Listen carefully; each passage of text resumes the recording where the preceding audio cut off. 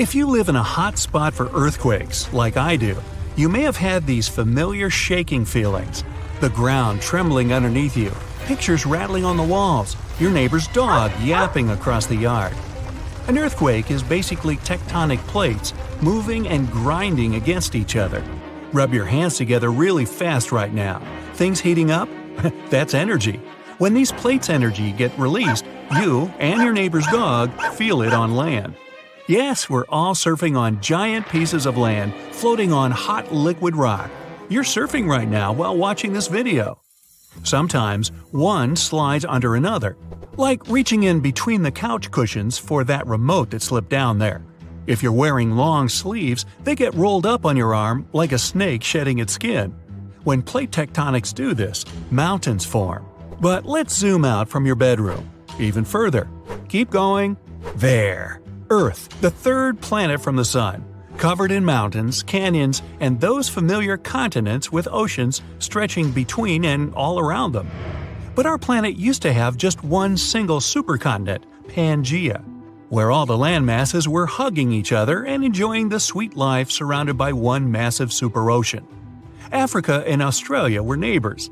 The Americas and Asia popped up for a howdy neighbor. But fast forward about 300 million years, and here we are.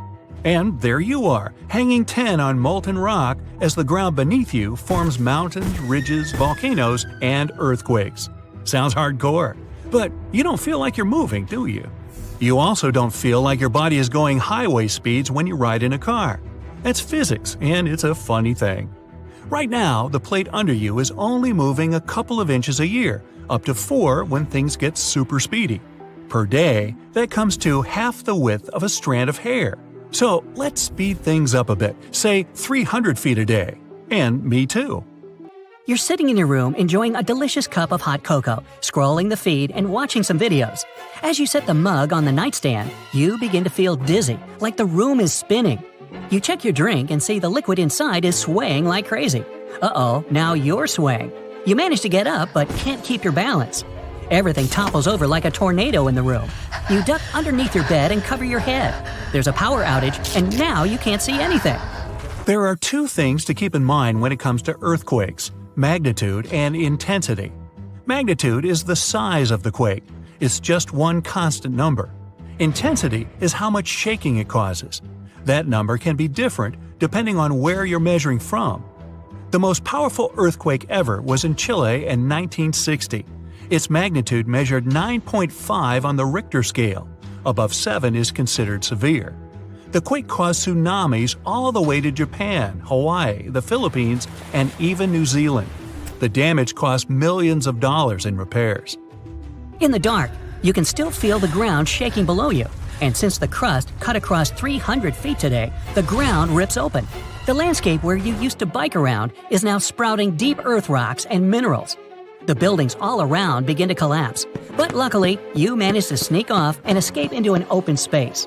There isn't any service on your phone either. The cell towers toppled over during the quake, but the ground is still shaking. And with the plates moving so fast, the Earth's interior begins to show its true colors. And that color is red, red for red hot. You can see the mantle at this point. The Earth, like an onion, is revealing its layers. With magma flowing right in front of you, you'd think you're in a disaster movie. Suddenly, you get a whiff of salty sea air, and now you're standing on the beach. But wait a minute, you don't live by the coast. If an earthquake's strength is measured by magnitude and intensity, this one's a doozy. It probably originated out in the ocean and stretched all the way inland where you are. It caused a tidal wave so big, the coast just came to your landlocked town. Waves of ocean water are gathering near the edges of the city. Farms and rivers are all gone with a single tidal wave. The land that was good for agriculture is no more. And as the ground below you keeps on cutting, it lets in some ocean water between the gaps. It collides with the magma that's rising. Steam shoots up from the ground, and the Earth looks like a giant tea kettle. With the power out and no cell signals, there's no way of communicating with anyone. And that's just the thing with earthquakes. They can show up with hardly any warning. Unlike earthquakes, tornadoes, and typhoons, with those, we can predict their path and intensity. We can prepare. Even volcanic eruptions give people enough time to evacuate and reach safe ground. But earthquakes are just in a league of their own. And with all the buildings collapsing around you, you'd be seeing a smokescreen of dust and debris. The air would be unbreathable. Better grab a gas mask.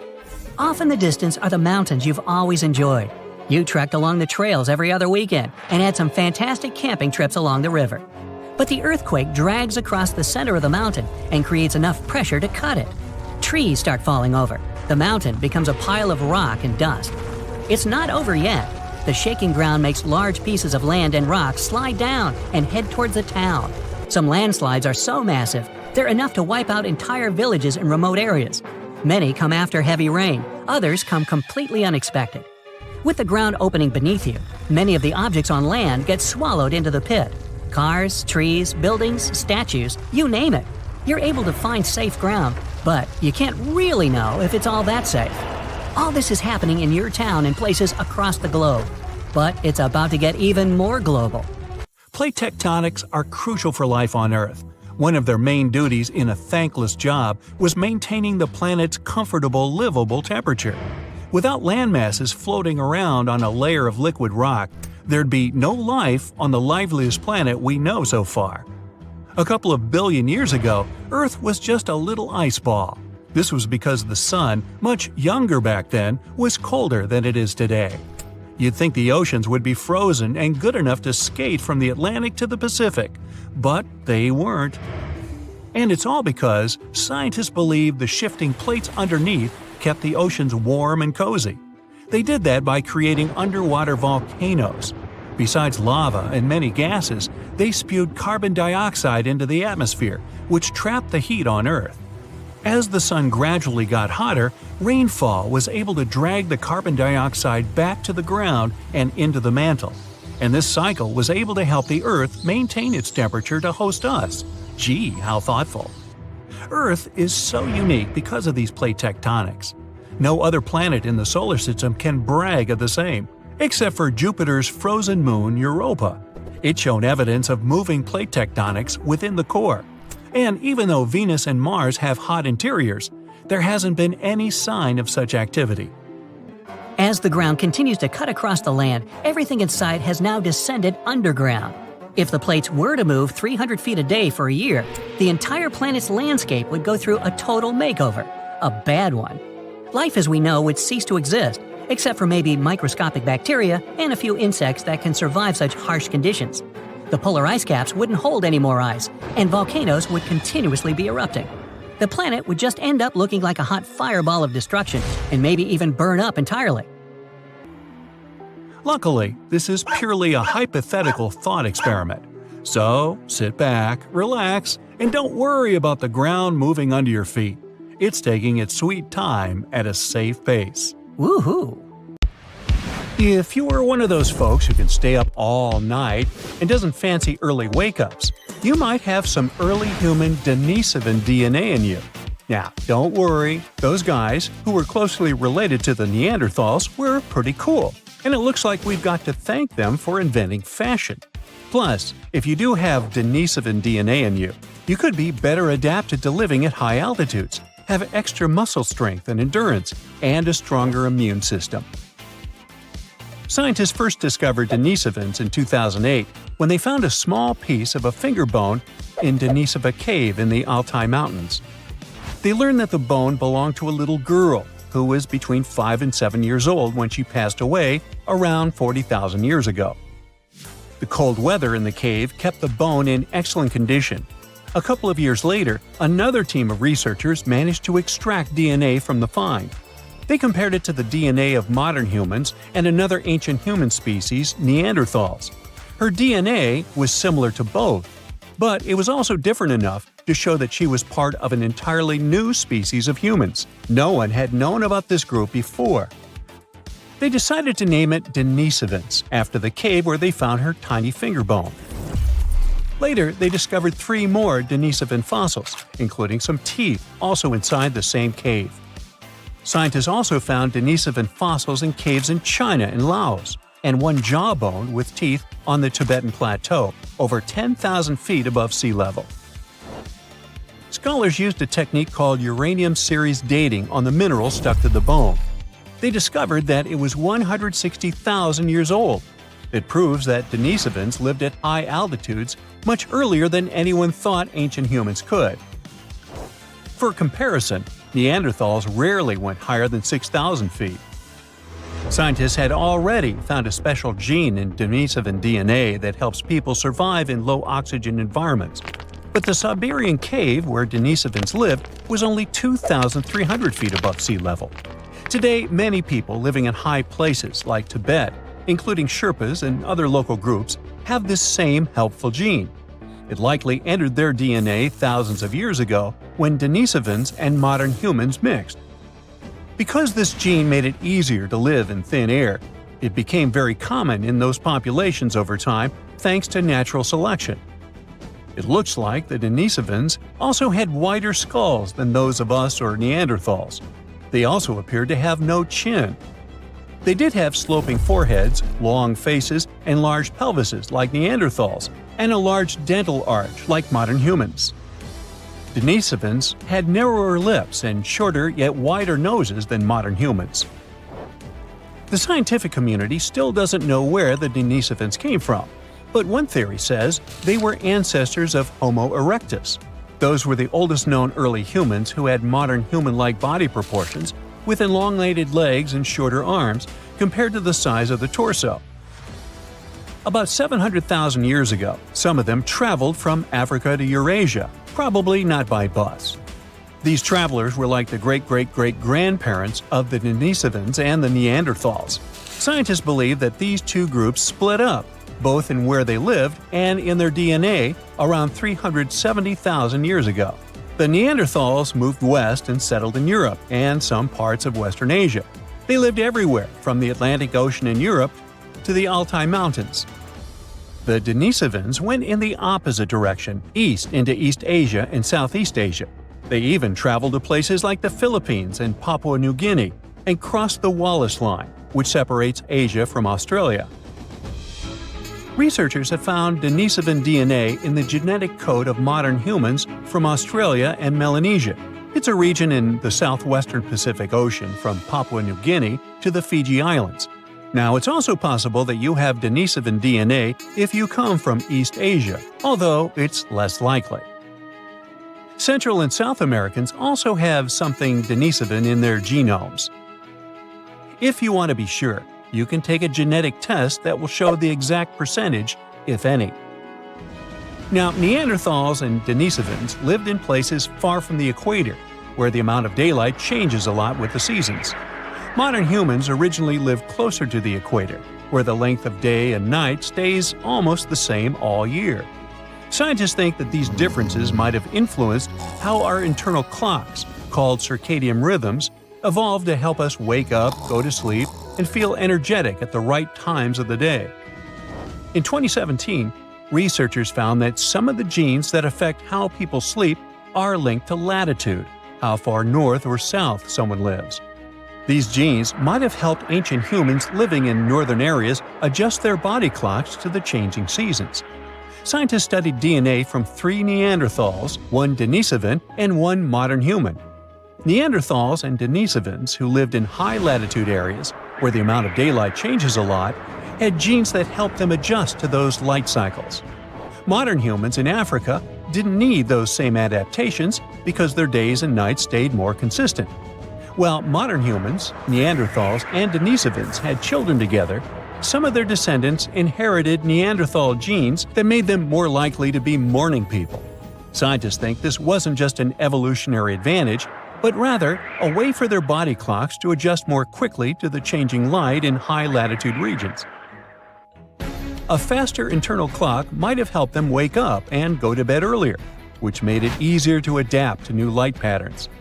The researchers only studied DNA from 4 ancient humans, and it's hard to tell if these changes in circadian genes were only because of light cycles or also due to other factors, like temperature. Another thing Denisovans probably left behind is fashion. Now, researchers discovered the world's earliest sewing needles with tiny holes for threading in Denisova Cave. These needles date back to the last glacial maximum. Before these fancy needles, people living in the cave used simple tools called bone awls, which didn't have holes for thread. These were fine for making basic clothes, but when the weather turned freezing during the Ice Age, they needed better tools to create more layers of clothing to stay warm.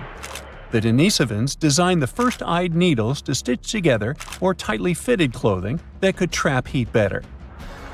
These needles were a big step forward because they allowed for fine sewing that could make their clothes not only warmer, but also more comfortable and durable.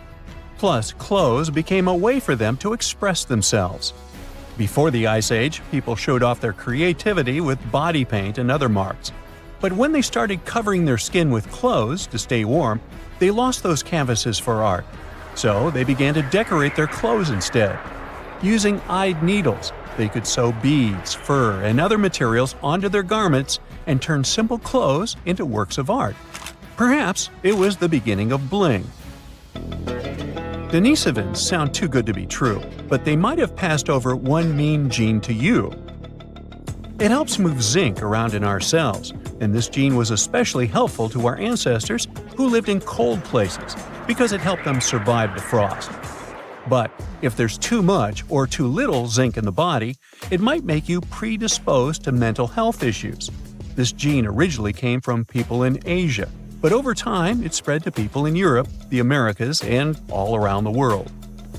Scientists are still trying to figure out why the Neanderthals and Denisovans disappeared, while we, Homo sapiens, survived. The DNA of our extinct long-distance relatives showed that they lived in small groups and often had families within those groups, which might have caused some problems. Our ancestors live in bigger groups with more people and had genetic diversity. This means that there was a mix of traits that can help stay healthier or adapt to changes in weather. Neanderthals and Denisovans didn't have this advantage. Another thing that helped Homo sapiens was the wide social networks that allowed them to share new ideas and tools. So Denisovans probably just couldn't handle the big changes on Earth and adapt to new habitats and disappeared. At this very moment, scientists are getting ready to explore the Earth's deepest layers, where temperatures are insanely high and the pressure is crushing. It might sound like a plot from Journey to the Center of the Earth, but it's for real. By 2026, the Krafla Magma Testbed project plans to drill into an active volcano in Iceland. Their goal is to search for magma. Yep, that boiling molten rock that we often associate with destruction. It is a high-risk mission and a huge technical challenge, but the payoff can transform our future. This isn't our first attempt to journey to the center of the Earth. Back in 1959, Hawaii witnessed a breathtaking spectacle as red-hot lava violently erupted from 400-foot Kilauea Iki crater. Over the next 5 weeks, lava fountains erupted in 17 major bursts, with the tallest reaching a record 1,900 feet. This spectacular and terrifying event left behind a glowing lava lake in the crater. A few months after the eruption, the lava began cooling and forming crusts. That was a perfect chance for scientists to drill into that lake, see what was going on beneath it, and collect data about the magma reservoir. Over the next 2 decades, they kept coming back, digging a little deeper each time. By 1979, they managed to get 173 feet down. Up to that point, it was the closest we had ever come to an actual magma chamber.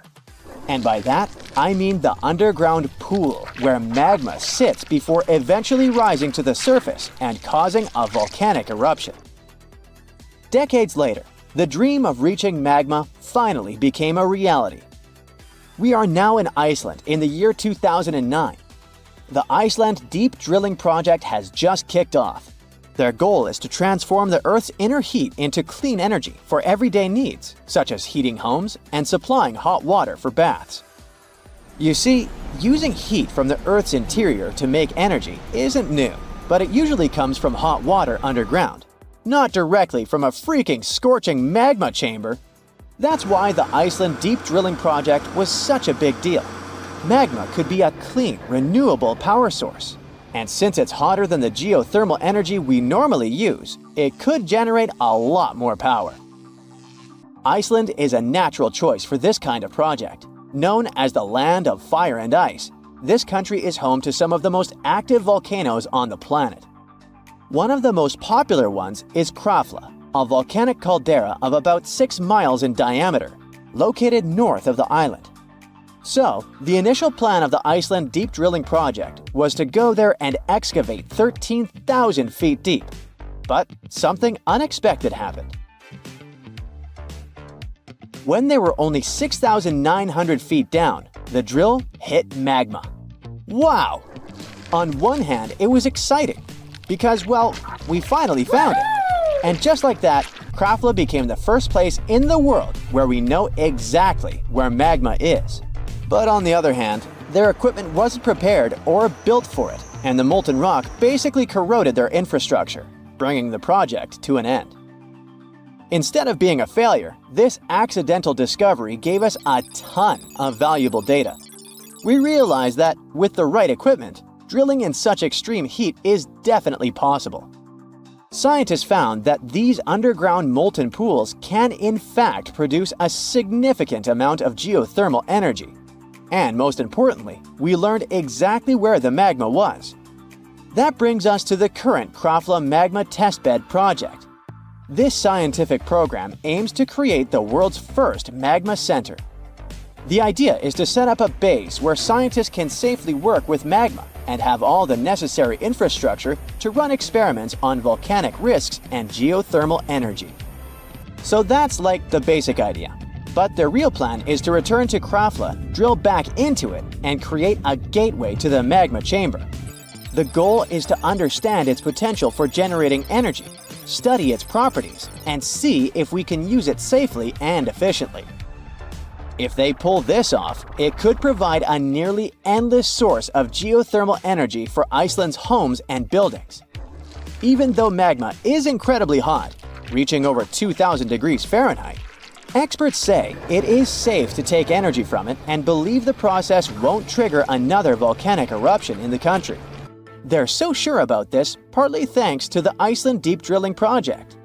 But this whole process isn't like drilling for oil or gas.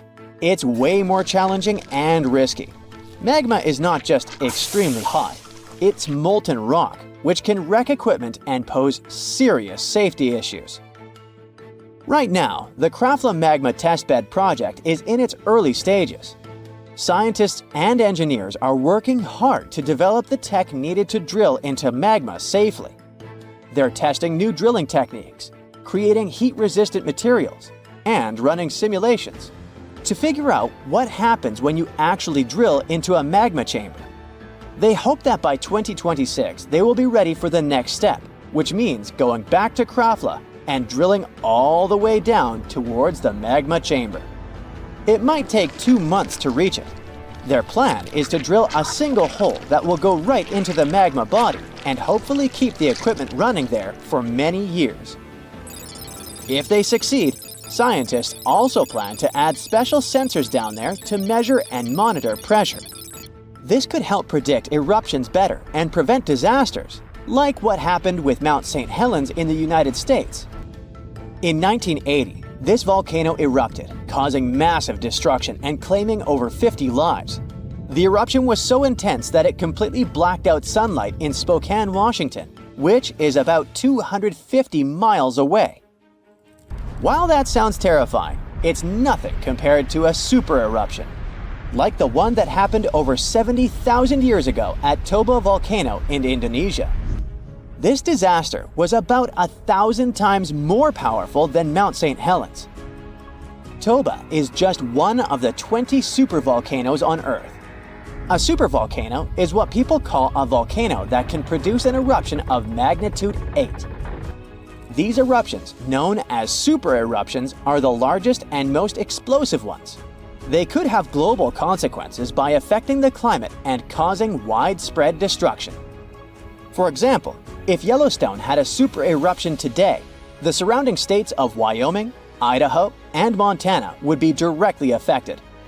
they could be hit by hot avalanches of volcanic ash, gases, and rocks that might reach temperatures of up to 932 degrees Fahrenheit and speeds of over 180 miles per hour.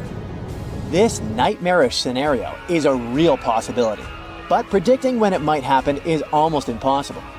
Volcanoes don't follow a precise schedule, so it is hard to predict when a supervolcano will erupt next.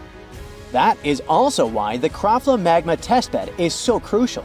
By examining a volcano's activity from within, scientists could potentially predict eruptions with much more accuracy. As you might have guessed, drilling into magma is definitely uncharted territory, but the potential benefits are huge. Besides providing a clean energy source and making people who live near volcanoes feel safer, this project might also help us learn more about what is beyond Earth.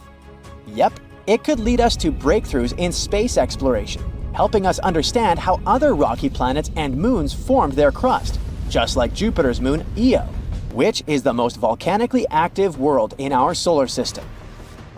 In the end, the Krafla Magma Testbed project is more than just an experiment. It is a bold vision for the future of energy. It's about pushing the boundaries of science and engineering, taking risks, and dreaming big. So we should definitely keep an eye on Krafla, because this adventure into the fiery depths of our planet could end up changing our future. Humans could live in a vacuum, with the only difference being, well, our entire selves. We're always talking about living on other planets and how we can adapt to them, but theoretically, we could live on a space station. However, in that case, life would evolve completely differently, all because we'd have to live without an atmosphere. What do we humans need to adapt to living in a vacuum? Dougal Dixon created this cool concept in his book, creatures known as vacuumorphs, designed to survive in space. They're kinda like humans, but not really. First, in space with no air at all, it's all about pressure. There's a thing called atmospheric pressure. In simple words, how much does the atmosphere press on our shoulders? How heavy it weighs? Humans are used to living at sea level where there's a lot of pressure from the air around us. But in space, there's none. This would be tough for our bodies. Astronauts have their suits to handle such dramatic change, which means most likely we'd have to get a hard shell guarding our insides, like robots, beetles, or certain marine animals that can handle different levels of depth. Having a shell of some kind also helps to control the movement of atoms both coming in and leaving the body. These unique beings from Dixon's book, Homo caelestes, have crustacean-like features. You can see that they have this shield we discussed. They're built to withstand the challenges of orbit and the vacuum.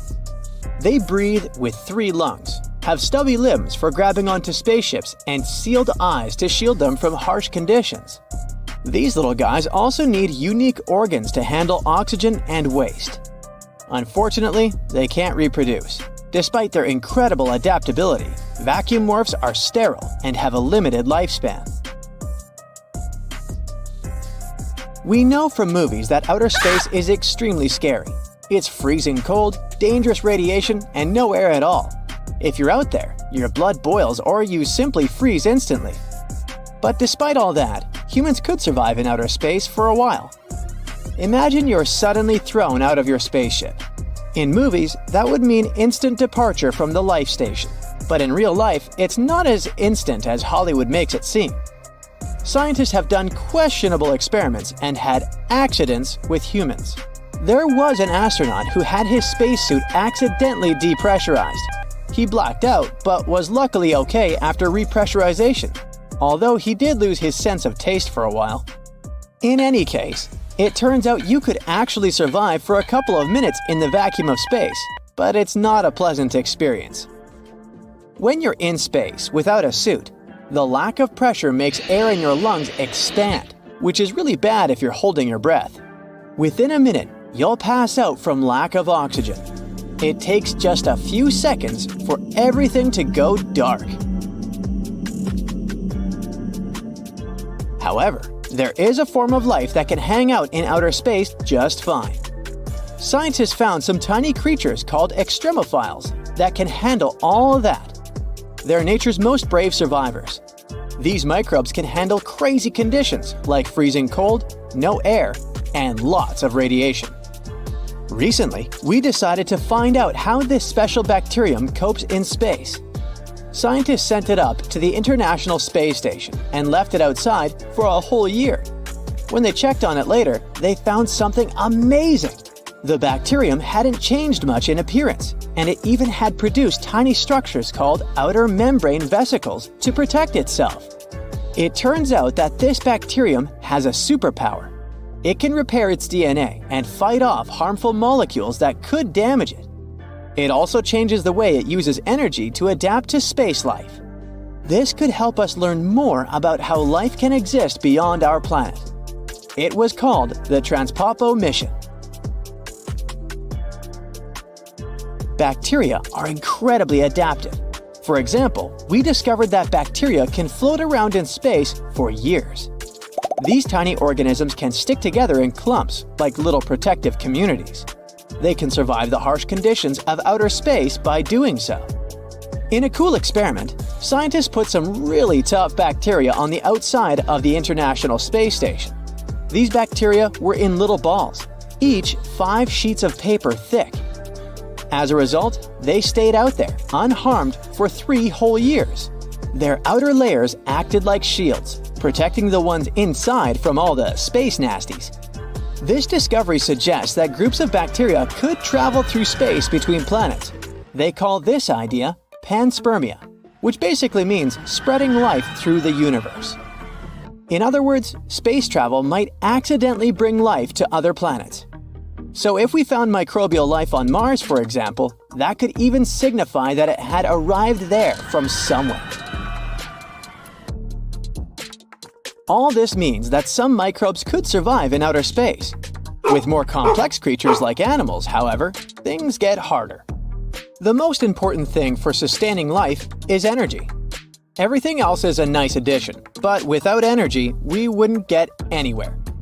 Life also needs a lot of chemicals mixed in a liquid for a long time and in a big space station to function. If there's not enough pressure, the liquid evaporates. Vacuum means there's hardly any pressure at all. Life evolving inside an asteroid or moon that lacks atmosphere might be possible. Life adapting to space is possible. Hypothetically, these space-living beings could be made of gas, sentient clouds floating around. They could also be made of pure energy, invisible but able to communicate through their energy levels. Or some giants with their own atmosphere, like Earth, with smaller creatures living on them. But all this is extremely unlikely, so the chances that life will evolve in outer space by itself are super low.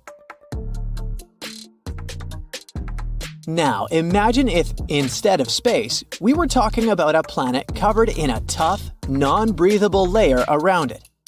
Surprisingly, even if there's no air on the planet, there are still some chances that life could evolve, at least if there are some signs of water. Deep below the surface, there could be rivers warmed by special vents spewing out minerals. Life could start there, away from the surface where it's safe from drying up. Breathing is just one way we get energy, but there are other options. For example, sunlight. Think about the moon's surface. There's no air there, but we could still use solar power to survive. However, we're deep underground. With limited access to sunlight, these creatures would have to evolve ingenious ways to harness alternative energy sources. Some of them could possess photosynthetic capabilities, using specialized pigments to harness even the faintest traces of light filtering through the planet's crust. Others could form symbiotic relationships with certain bacteria that could help them receive energy from minerals and organic compounds in the rivers. Deep below the planet's surface, the rivers aren't just sources of water. They're rich in nutrients vital for a sustaining life. These rivers flow through vast underground networks, creating pockets of habitable environments where life thrives. These creatures could eat solid minerals and develop shells to keep their insides moist. They'd have to evolve unique biological features to survive in their harsh surroundings. For example, Some species might develop bioluminescence to navigate the dark underground tunnels. Others could adapt sensory organs capable of detecting subtle changes in the environment, helping them locate sources of nutrients and avoid danger, kind of like moles. These ecosystems would operate on a delicate balance of nutrient cycling. Microorganisms would break down organic matter and release essential nutrients into the rivers. This, in turn, could help plants evolve, and plants could become food for larger creatures, and so on. And then, who knows what could happen over millennia? As the planet's crust shifts and cracks over time, exposing these underground realms to new challenges, the creatures adapt and evolve in response. In any case, what we learned is that life is much more adapting than we previously thought. It could survive even in extremely harsh conditions. We might not know what types of life we'll discover on other planets, but we shouldn't be surprised if we find it in weird, unexpected places. You wake up, gasping for air, struggling to peel yourself from your bed. When you do manage to get your feet on the ground, it feels like they're glued down tight. You're twice as heavy. It feels like you're carrying another you on your shoulders all day long. Well, congratulations. You've woken up on an Earth where uncontrolled experiments with dark matter have doubled the force of gravity. Mass panic happens when over 8,000 aircraft fall as soon as the gravity spikes, crashing into buildings, forests, and oceans. And that's because airplanes suddenly lost the balance between the pull of gravity and the lift force necessary to keep them cruising. Pilots did attempt to save their planes, but GPS failed as satellites swiftly moved. After a month, humans begin to look more and more like chimps. Bones are getting thicker, and the immense force constantly pulling people down is squashing their spines, making everybody bend over. People start figuring out that walking ape-style on all fours helps with better balance and stability. And that becomes a big deal, since even tripping over a tiny rock could lead to a nasty fracture. Falls not only get more intense due to the extra forces on bones and joints, but they also happen faster. Gravity's pull doubles the acceleration force, increasing it from 32 feet per second to 64 feet per second. Your house is not a safe place anymore. Old buildings and bridges all over the world are now collapsing. Inside those still standing, residents get the scary feeling that the whole place is shaking, and cracks start showing up everywhere. It's dangerous to stay inside houses, as roofs are now twice their usual weight, and any rain or snow also feels twice as heavy. Car alarms are constantly going off because tree branches keep falling all over the place. Most trees simply can't bear the weight of gravity, and only strong and small plants survive, like cactuses and succulents. 6 months after the sudden change, supermarkets have a sinister vibe going on, with shelves nearly empty and people arguing over the last loaf of bread. You get frustrated to see that your favorite Japanese restaurant is now 5 times more expensive. And it's not just about salmon prices. It's rice that has become a rare luxury item, since the gravity boost has messed up the photosynthesis process, and the seeds are taking too long to grow. On the flip side, carrots are now cheaper than ever. They're sprouting and growing at lightning speed. People start eating so many carrots that human skin now has an orange glow from all that extra beta-carotene. Farmers are getting creative, using artificial supports to keep plants like tomatoes and corn on their feet. But even with all their efforts, it's hard to get a good harvest. Summer has arrived, and even your air conditioner can't relieve the unbearable heat. A sudden change in gravity disrupted Earth's orbit around the Sun, pushing it into a new, tighter elliptical path. Earth now passes much closer to the Sun than it used to, making your sunscreen simply surrender.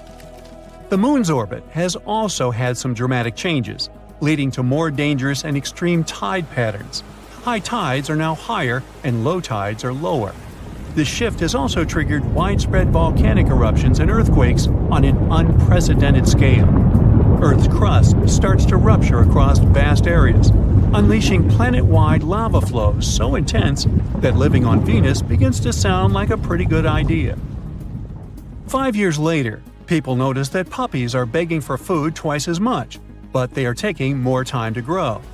Breeds like beagles look thinner and their leg bones are getting heavier.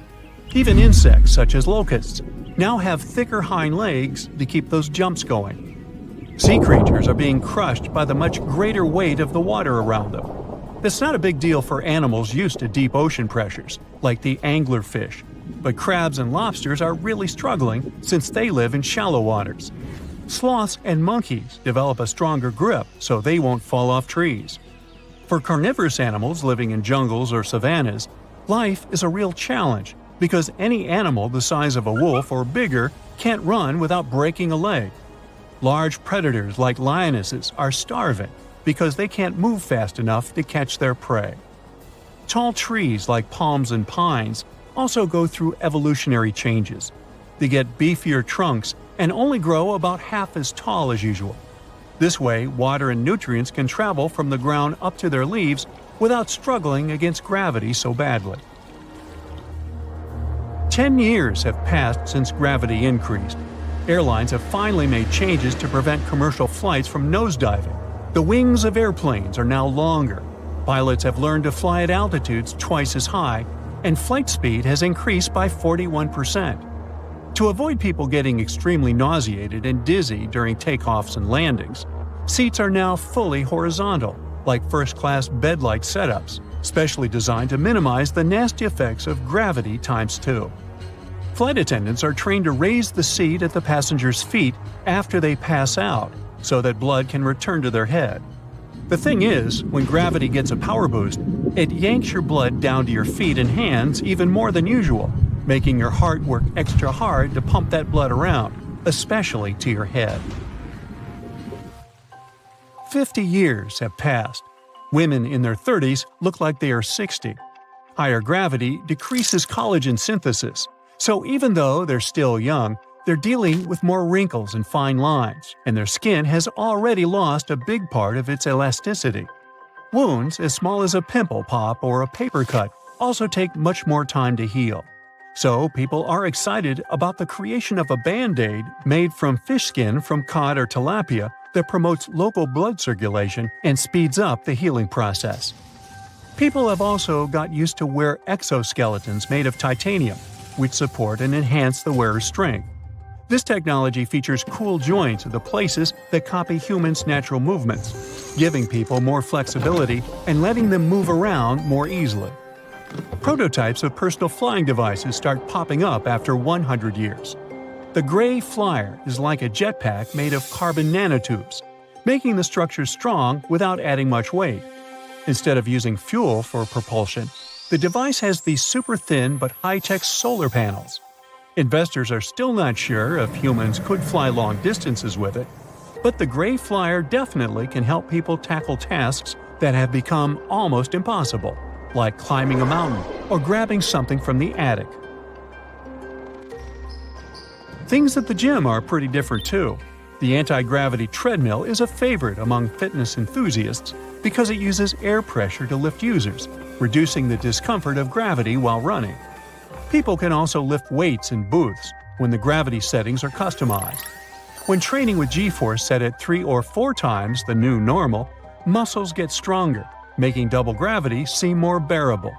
However, the maximum set is 4.6, otherwise bones might crack. Over 500 years have passed. Thanks to these amazing technological creations, humans can now handle and establish colonies in other parts of the universe. A popular choice for family vacations is Kepler 452b, a planet about 60% larger than Earth, orbiting in the habitable zone of a sun-like star. Kids especially like that place, as oceans have been discovered and hotels have been built near rocky beaches.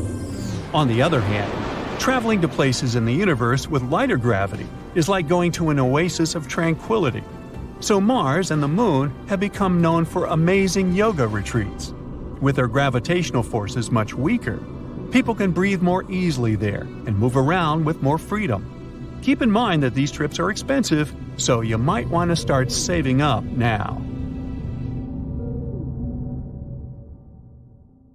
A magnitude 15 earthquake has the potential to completely destroy our planet and evaporate all the water in a matter of seconds, leaving Earth uninhabitable.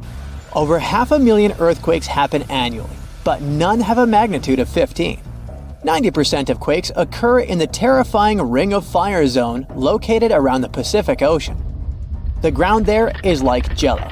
It shakes almost constantly. The most powerful earthquake to have ever struck Earth had a magnitude of 9.5. That much power can lengthen or shorten the day.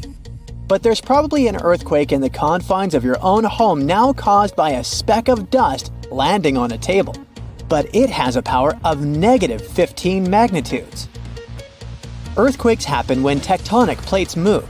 They're like Lego pieces that are not properly secured, and when they move up, down, or hit one another, the ground also moves, triggering earthquakes. This tectonic energy acts like a battery. It stores energy for a long time, up to 500 years. When this stored energy is released in a sudden burst, the consequences are horrifying. Even the strongest structures submit to this relentless force that leaves a trail of destruction in its path. In some instances, earthquakes can even trigger tsunamis, amplifying the chaos. Such a crazy amount of power can split the ground open and cause severe damage. The strength of an earthquake is measured by the Richter scale, but now it's being replaced by the moment magnitude scale. When there's an earthquake, we hear about how strong it is. It's usually from 1 to 10. Luckily, we haven't had a Richter scale earthquake yet. The most powerful earthquake to have ever happened in modern history occurred in Chile in the 60s. It was around 9.5 on the Richter scale, and it altered Earth's rotation and messed up the length of the day by around 2 milliseconds. It also triggered a massive tsunami and affected a vast area of 155,000 square miles. The Richter scale doesn't actually have a limit. Still, anything above 25 doesn't need measuring, because if that ever happened, we would simply turn into dust, and nobody would care to measure this disaster. As we said, the strongest earthquake had a magnitude of 9.5. If this magnitude had been just 0.5 stronger, it would have created a ruptured line 2,174 miles long. That is almost 7 times the size of Wyoming. A magnitude 11 earthquake would create a crack halfway around the world. Massive tsunamis would hit coastal areas, destroying everything, and Earth would get into a massive environmental crisis. If you love hiking, you would have new mountains to explore, created by the terrifying earthquake. Even the temperature would increase because of volcanic eruptions and the resulting greenhouse gases. It would turn our planet into a hot oven. The safest places would be far away from any buildings, seas, oceans, and mountains where there would be a low chance of a landslide. Countries unprepared for earthquakes would be totally destroyed, and cities would turn into piles of rubble and dust. Going up on the Richter scale would only make things worse. But don't worry, an earthquake of that power is impossible. Earth's crust doesn't have enough energy to produce such earthquakes. But there is something that has much more power and can produce mega earthquakes. Asteroids are powerful enough to destroy our planet, as we all know from the dinosaur era. That asteroid was around 6 miles long, and it caused massive damage to the planet. It triggered earthquakes that shook the ground constantly for months. These terrifying quakes were about 50,000 times stronger than the Chile earthquake. They also triggered a tsunami that was 30,000 times more powerful than the Indian Ocean tsunami. And the latter was one of the most devastating tsunamis to have ever struck Earth. The earthquakes caused by the asteroid had a magnitude of 11, making it the most powerful and scariest natural disaster ever. And let's hope it stays that way. The Indian Ocean tsunami affected only certain areas of the world. Meanwhile, the asteroid tsunami affected every part of the world and had 33-foot-tall waves. Even if you had traveled to the most remote place on Earth, you wouldn't have been able to hide from this Grim Reaper. A 15-magnitude earthquake wouldn't be 15% stronger than the Chile earthquake. The scale doesn't work like that. It would be around 100 million times more powerful than a 9.5 magnitude quake. It could make all the water on Earth evaporate, leaving us devastated and without any H2O to survive. All ecosystems would collapse, all food chains would be broken, and only some super strong bacteria would probably survive the impossible. That is only a fraction of the frightening things that could happen. The ocean is like the AC for our planet. Without it, Earth would be super hot.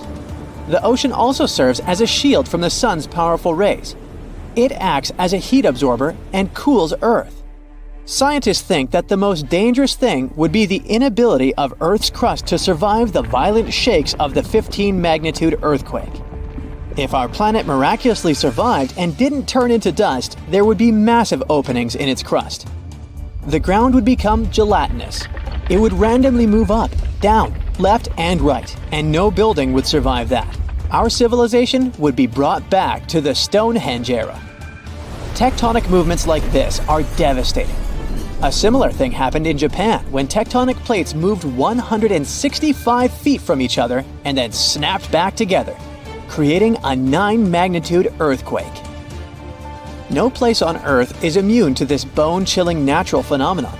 Still, certain places have higher chances of being destroyed than others, like the Ring of Fire, where 90% of earthquakes happen. This is a place where earthquakes are almost everyday occurrences. The Ring of Fire is located in the Pacific Ocean. It forms a ring around the continents that surround the Pacific. There, several tectonic plates meet, creating highly unstable ground. To make the problem much more terrifying, 75% of active volcanoes are located in this area. 90% of dormant volcanoes are also there, making this place extremely dangerous. Scientists carefully study this region to find a way to predict when the next earthquake might strike. The Ring of Fire is not the only place at risk of earthquakes. In California, along the San Andreas fault line, 2 tectonic plates have been storing power for more than 200 years. The San Andreas Fault is 715 miles long and has the potential for a massive earthquake. This region has its fear of violent earthquakes like the one that happened in San Francisco in 1906. It had a magnitude of 7.8 on the Richter scale. Scientists' predictions are terrifying. They say that the chance of a 6.7 magnitude earthquake is very high in the area. If all hell starts to break loose, you should know how to survive. Avoid anything that might fall on you, like windows, closets, or unstable ceilings.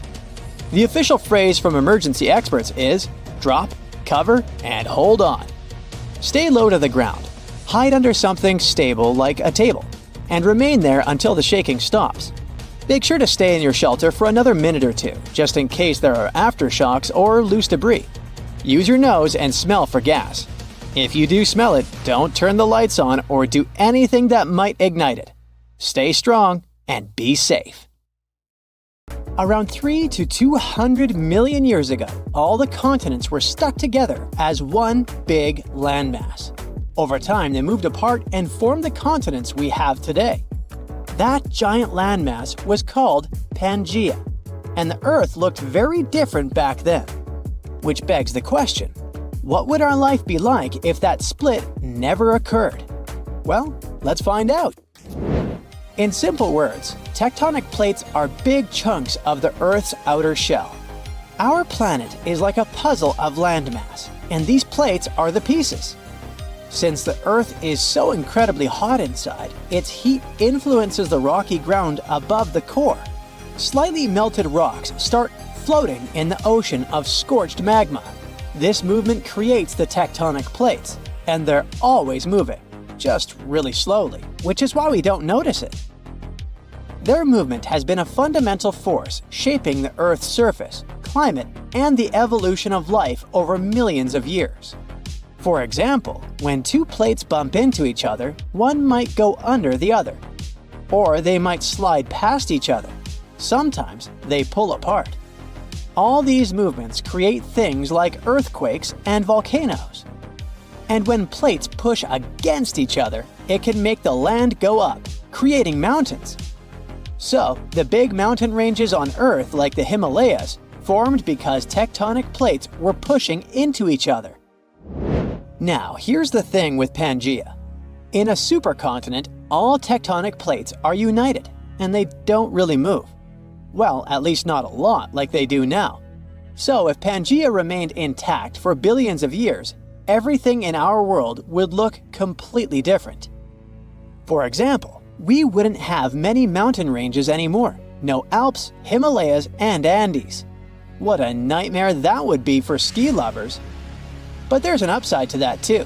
No continental drift means much less disasters in our world. All our earthquakes, tsunamis, and volcanic eruptions would be much rarer and calmer, or might not occur at all. However, hurricanes would keep existing, and they could be crazy strong.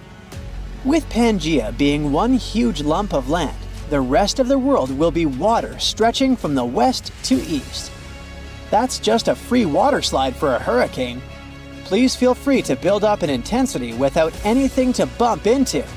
So once it finally reaches us, prepare for Category 5 or even stronger hurricanes or tornadoes. They'd be regular visitors too. And if you decided to live in eastern Pangea, yep, you're doomed. The way the continents are arranged also affects how the oceans move and the weather behaves. In Pangea, the climate would be very different across the globe. The middle of our supercontinent would be super weird. Right in the center, we'd have a huge dry desert. But there would also be dense, cool rainforests along the borders of this desert. Why? Because Pangea is so massive and rain from the ocean wouldn't reach far enough inland, so it would be stacking up around the edge. This would make some parts of the land not so great for anything. Rain and water would wear down the land, flattening hills and carrying away soil over a long time. Eventually, Pangea might even shrink and disappear underwater. Closer to the edges of Pangea, the weather might be more mild or tropical. Up north, it would be warmer than it is now. And finally, we'd have some understanding of seasons, but we'd have no idea that it becomes harder for you to breathe as you go higher. So, how would all this affect living things? Well, bad. Pangea would be awful for the variety of life on Earth. History shows that having separate pieces of land is very important for life. It was a big reason why new kinds of species appeared. For example, Madagascar, an island that broke off from Pangea, was isolated for millions of years, which is why it has many plants and animals not found anywhere else. Fewer isolated lands like Madagascar and Australia mean less cool and unique plants and animals. The climate problem doesn't go away either. Almost all Pangea would be hot and dry inside, but it wouldn't be all too boring. There would still be some environments for animals to live in. Reptiles like dinosaurs might do well in this kind of climate. That's one reason why dinosaurs thrived when the whole world was one big landmass before mammals came around. Also, this might push for the development of creatures that can live in water. They'd be more diverse and bigger in size. So basically, Pangea is a master of creating Earth as dangerous for humans as possible. With all this in mind, let's finally see how humanity's doing, assuming that we survived and evolved. First of all, where would your country be located? In theory, you could take a road trip from Brazil to Canada, because they'd be part of the same huge landmass. North America would be right here, and Europe would be just east of it. Most of Asia would be up north, and Antarctica would stay down south. Australia would still be in the middle of nowhere. A literal Antarctica would be closer to everyone than Australia. That's assuming that countries stayed the same. And hey, cool news! All our modern countries might not exist at all. Okay, that didn't sound as good as intended. More precisely, the countries would have completely different boundaries, and the world would be much more peaceful and united. Let's see. First, we'd form some tribes. But since we would share the land, we'd have to compromise. We can't all have the only coast or only inland regions. Each tribe would probably get a fair piece of the land so that everyone could meet in the middle to settle problems or make trade agreements. As tribes got bigger, people would move to new lands, separated by deserts and forests, forming their own nations. The hunter-gatherer era might take some more time, since we have fewer animals and plants. If we started hunting, we'd probably wipe out all the big animals pretty quickly.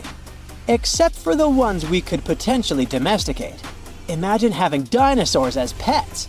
But the whole supercontinent would quickly enter the agricultural era, because whatever technologies we discover, we'd share them with each other right away.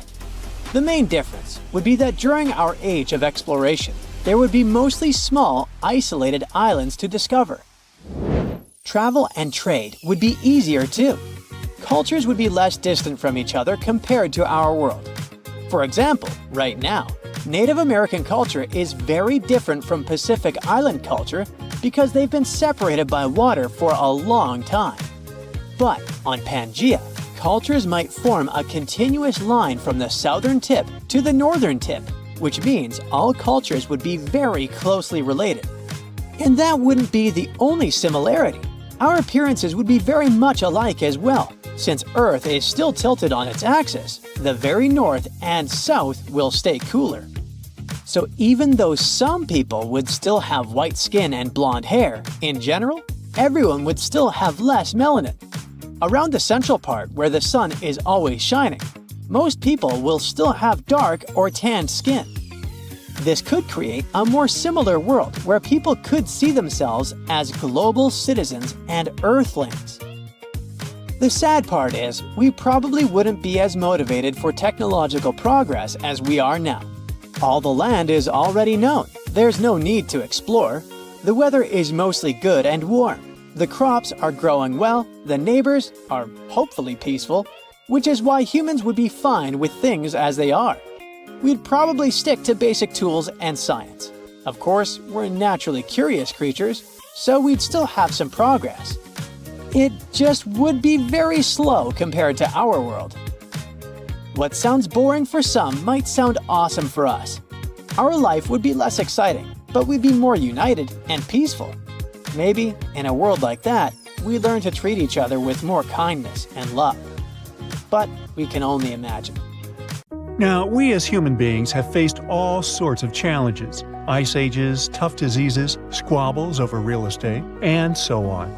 But let's try to go way back to 400 million years ago, to the times when our oceans were ruled by sea creatures and the lands barely had any animals on them.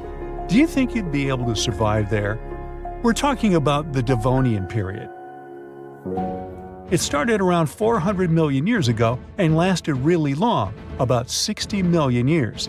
It's named after Devon, England, where scientists first studied rocks from this time. The world was quite different then. Our planet featured 3 continents: a gigantic supercontinent, Gondwana, down south, a smaller one called Siberia up north, and another medium-sized one called Laurasia to the east. These landmasses were moving around and crashing into each other, making big mountains. Now, imagine if your time machine broke down and you ended up in this ancient world. You're now in a world where the land is pretty much a barren wasteland. You are surrounded by basic plants like mosses and ferns. This is the early Devonian period. There were no trees yet, but moss was everywhere. And wow, that's a lot of water! Around 85% of the Earth was covered by oceans during the Devonian, so you see many warm, shallow, oxygen-depleted lakes around you. The first thing you notice is that breathing seems a little harder. Well, don't panic. It's all because of lower oxygen levels, around 19%. It's still enough to ignite fire, and trust me, you'll need one, but prepare to feel a bit dizzy. Luckily, there are no huge predators to run away from, but you'll probably have to do a lot of swimming. Alright, at least the weather seems pretty nice, warm and steady. If you keep traveling, you'll notice that the land seems almost limitless. That's because we're on Gondwana, the biggest supercontinent of them all. Since the tectonic plates don't move around much, there are barely any mountains around, and the Earth actually feels flat. Well, not totally flat. Gondwana boasted a gigantic mountain range, akin to the Himalayas. This range was gradually breaking down, sending sediments into the ocean. Those sediments would provide nutrients that help marine life thrive. In any case, it really feels like a whole different planet. The landscape around you looks like something out of Mars, if it had water. The only question is, where is all the life? Underwater, of course. There's a reason why Devonian is called the Age of Fishes. Now, to be fair, it wasn't all fish. The conditions were perfect for certain early marine life to develop important things, like lungs. Some even gained the ability to crawl out of the water and onto land for short periods. So, if you spot a tiny lizard-like creature around the coast, don't step on it. It's your great-great-great-great-grandparent. Well, it's not like you'd be able to really step on it. Remember the guy from the Evolution meme with a funny crocodile-like head? His name is Tiktaalik.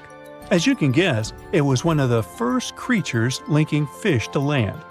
And although it might look friendly, it actually has a 9-foot-long body and very sharp teeth. And yes, it can crawl. So if you notice a huge lizard, better find a hiding spot. You'll start seeing more of those Tiktaaliks and four-legged animals in general by the Middle Devonian.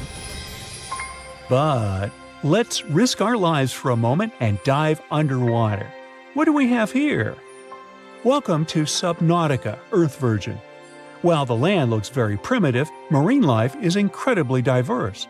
We have corals, sponge-like creatures, sea lilies, shellfish that resemble clams, and more. The oceans are filled with various critters that look fascinating and potentially dangerous. Here are some tough armored placoderms, and yes, all of them are bigger than you. These formidable fish had powerful jaws with blade-like plates as teeth. They started as tiny guys who munched on mollusks, but as time went on, some turned into massive fish-slicing monsters, reaching up to 33 feet in length. The biggest of them was Heterosteus with their scary-looking eyes. This other guy, whose name Titanichthys, with its mouth always ready to swallow you, and the largest one, Dunkley Osteus. Oh, those are $5 names, huh? And here are some smaller guys. These are the shark ancestors, the cartilaginous fish. They had small, rough scales, fixed fins, and sharp, replaceable teeth. And finally, there are tiny ancestors of our normal modern sea creatures, bony fish. They're nice and pretty harmless. They were covered in scales and equipped with maneuverable fins. You know what? I think you can cook this one. So the question is, how do you cook it? There are no trees for fuel around, not until the Middle Devonian at least. So you'd have to scrounge up some super dry moss and get to work rubbing rocks together. Fortunately, the warmth of the climate would save you from freezing at night. But since there's not much stuff to burn, you might be better off sticking to a raw diet of mollusks and other early arthropods. In this world of basic plant life on land and a huge ocean around, getting food and resources would be quite tough for you. Perhaps you could stick to fishing or collecting stuff from the sea. Overall, you'd have to be really clever to live off the small amount of plant life and maybe learn a thing or two from the sea creatures about navigating the oceans. In any case, you'd have to start from scratch. Surviving in the Devonian would be quite a challenge. Our bodies aren't built for living underwater or thriving in an environment dominated by early marine life. You need some shelter. Maybe you could try to build a basic house along the shores using dirt and moss, probably. You just need to create tools and shelters using whatever resources you can find. So, get creative. Also, get used to living without clothes, unless you make up a way to create a dress out of moss, seashells, and fish bones, all Little Mermaid style. Alright, to make it more fair for you, let's say you ended up closer to the late Devonian period. Hey, now things are looking up. At the end of that era, the first forests started covering our Earth.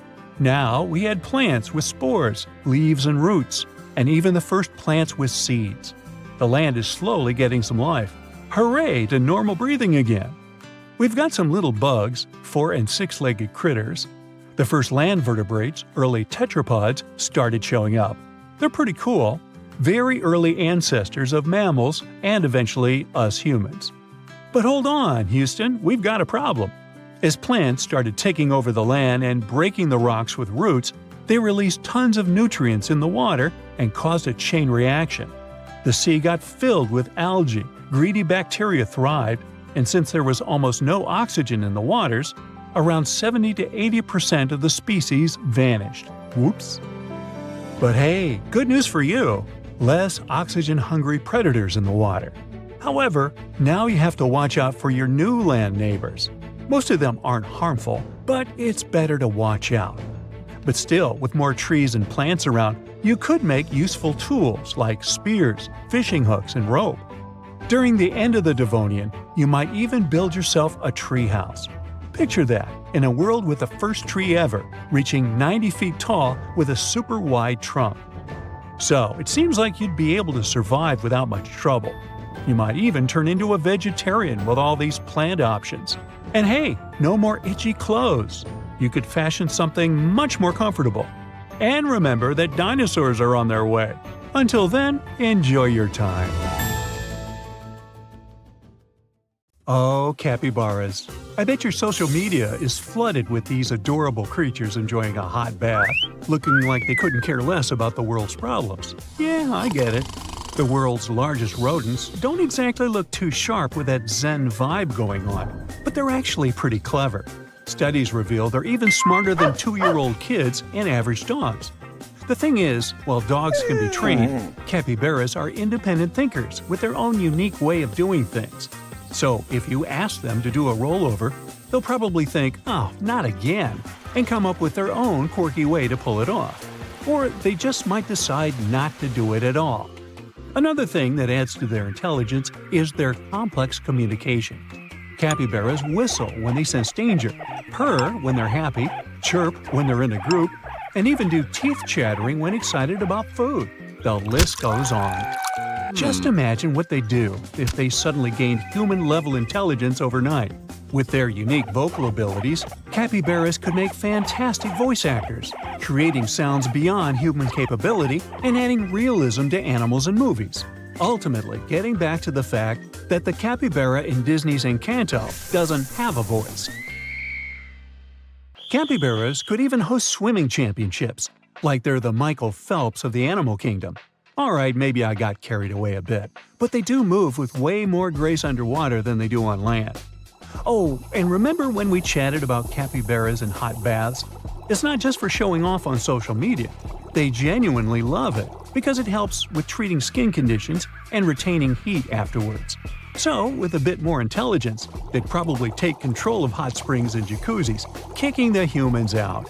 Picture signs that read "Capybaras Only," handwritten by capybaras themselves.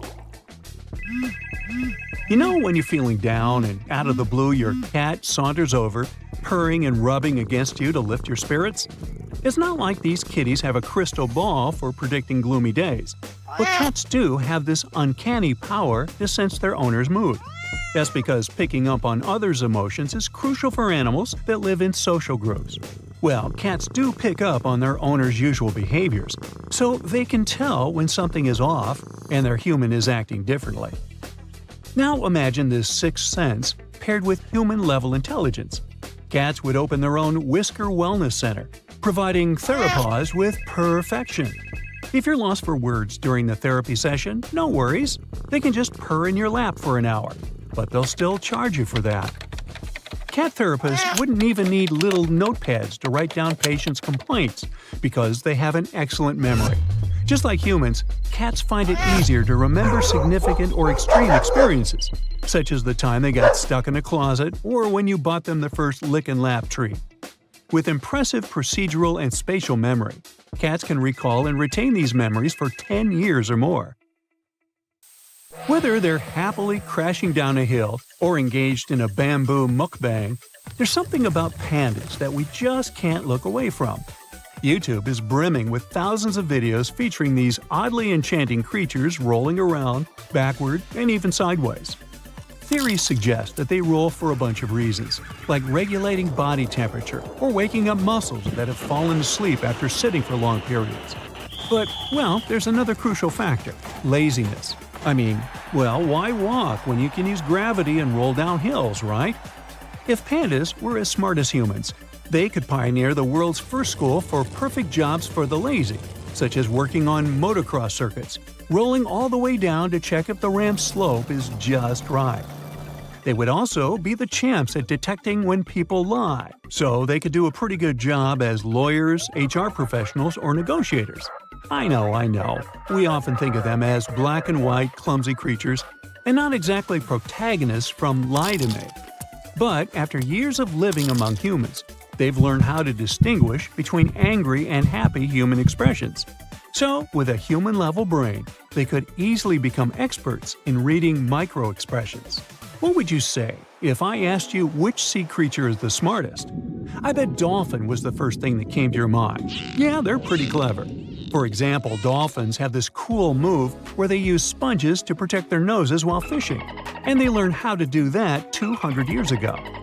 But do you know who figured out how to use tools way before dolphins? Yep, sea otters.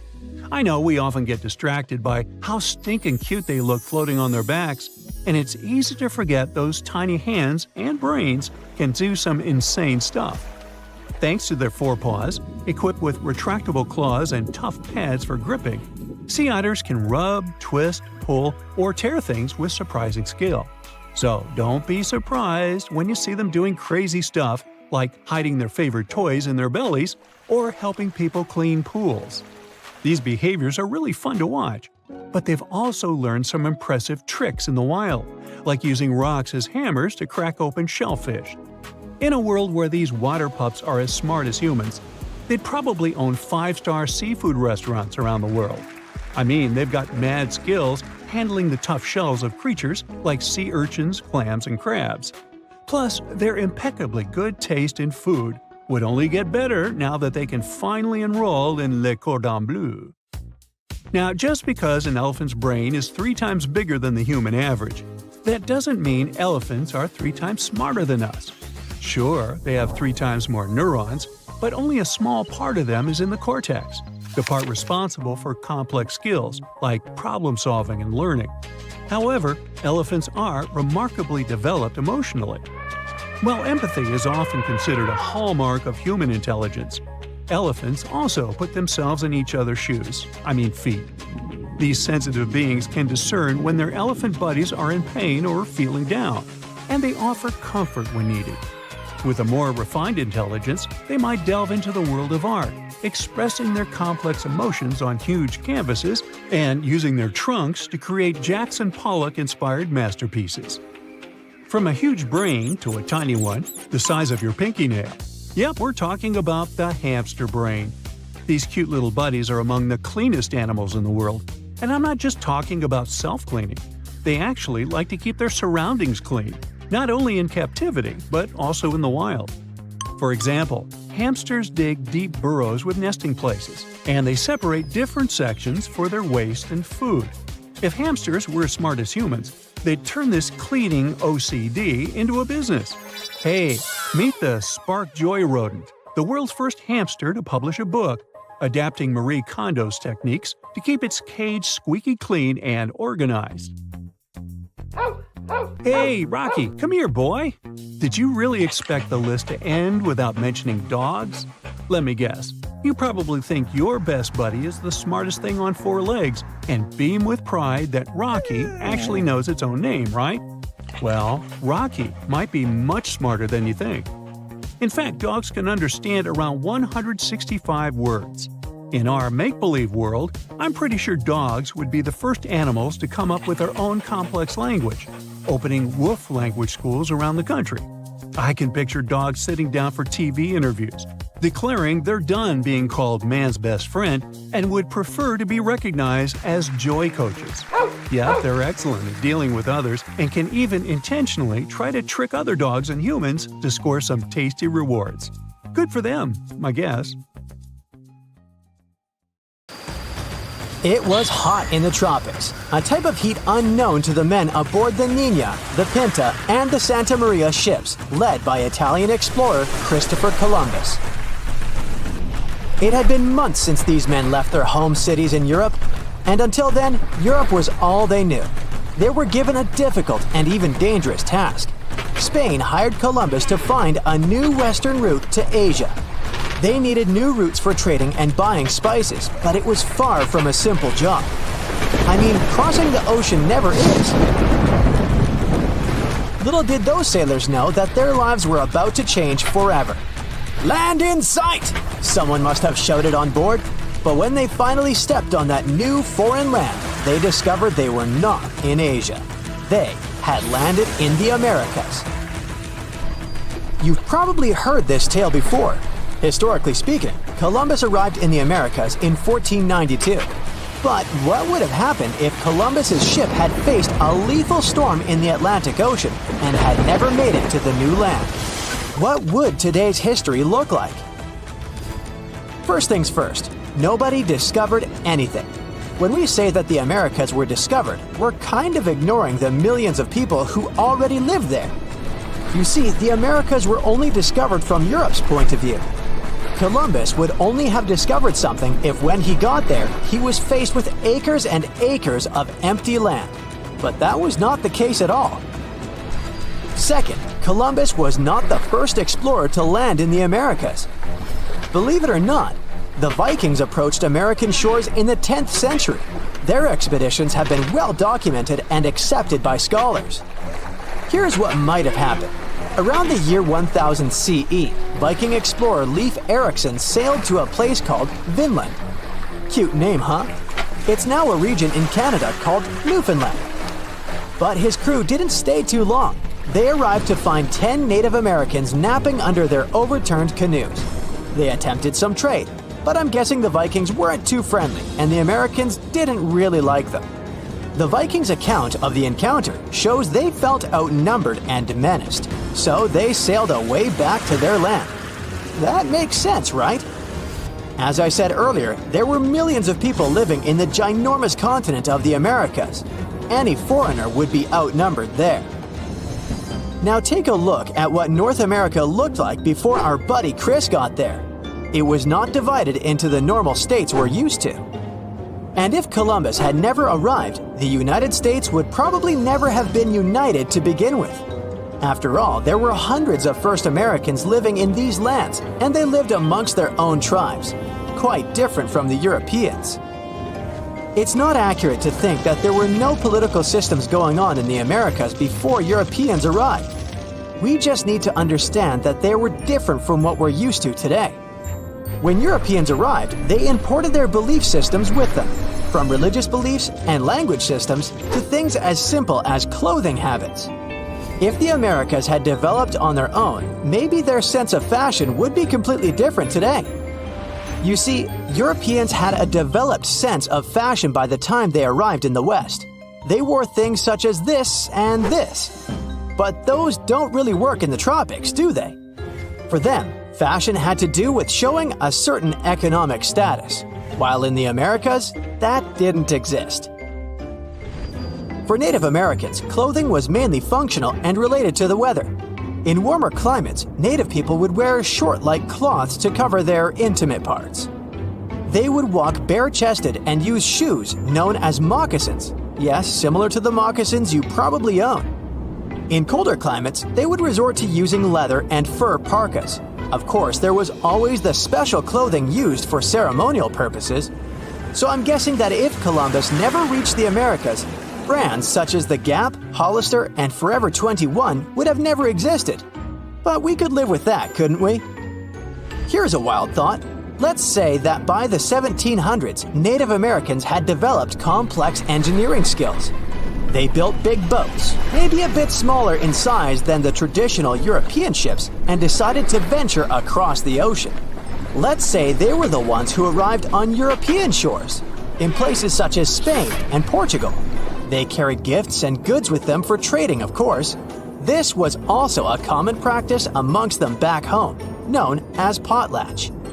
Sure, they were received with suspicion by the Europeans, who had only ever traded with Asia. But with this inverted encounter, a different type of relationship began between Native Americans and Europeans. Since Europeans didn't claim ownership of the Americas, the people from the so-called New Land weren't considered inferior to them. Actually, they stood side by side as equals, each one with their own power and set of knowledge. Native Americans taught Europeans a new type of ruling system, a more decentralized one. So modern-day structures of government would look really different. maybe Europeans decided that 4 years was a long time for someone to hold decision power, so they implemented smaller and more frequent elections. Oh, and the landscape of European cities also changed a lot. Instead of huge statues made of copper and bronze showing men in ships on their way to the Americas, the Europeans built totem poles in honor of their alliances with First Americans. In terms of medical and medicinal knowledge, they had a lot to exchange about. While Europeans were making advances in traditional medicine, Americans had developed an impressive knowledge of herbs that could heal a series of things. Before they knew it, Europeans were selling different varieties of plants in their pharmaceutical establishments. They had one big barrier though: language. Since Europeans never arrived on American shores, they also never taught their language to Americans. So maybe in this scenario, both cultures brought in their best linguists and tried creating a new language from scratch. Something that could be comprehensible from both perspectives, and that could encompass both of their worldviews. The implications of this on modern-day life would be really profound if you stop to think about it. Let's say that this newly created language involved some symbols and drawings in it. You see, Native Americans often told stories using symbols known as pictograms. They were quite literal sometimes. As you can see, a mountain was represented by, well, a mountain. It's crazy to think that this system of communication has been around for 5,000 years, since it was actually invented by the Sumerians. And hey, maybe even our laptop keyboards would come equipped with these symbols, and you could write more visually hybrid and fun emails than the ones you write today. The American landscape would have also changed. You see, if neither Columbus nor any of the other European dudes that went after him reached the so-called New Land, Central and Latin American cities would look completely different than they do today. Maybe the bustling empires of the time, such as the Inca, the Maya, and the Aztec, would have grown immensely. To be fair, they were already pretty big by the time Europeans got there.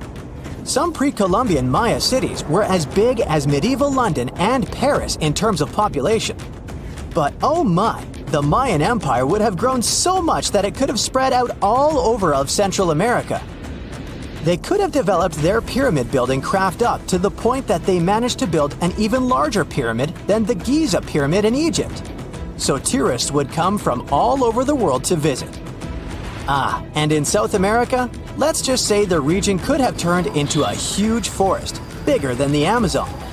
The Inca could have spread through the Andes and then into the mainland. Places such as Brazil and Argentina never existed.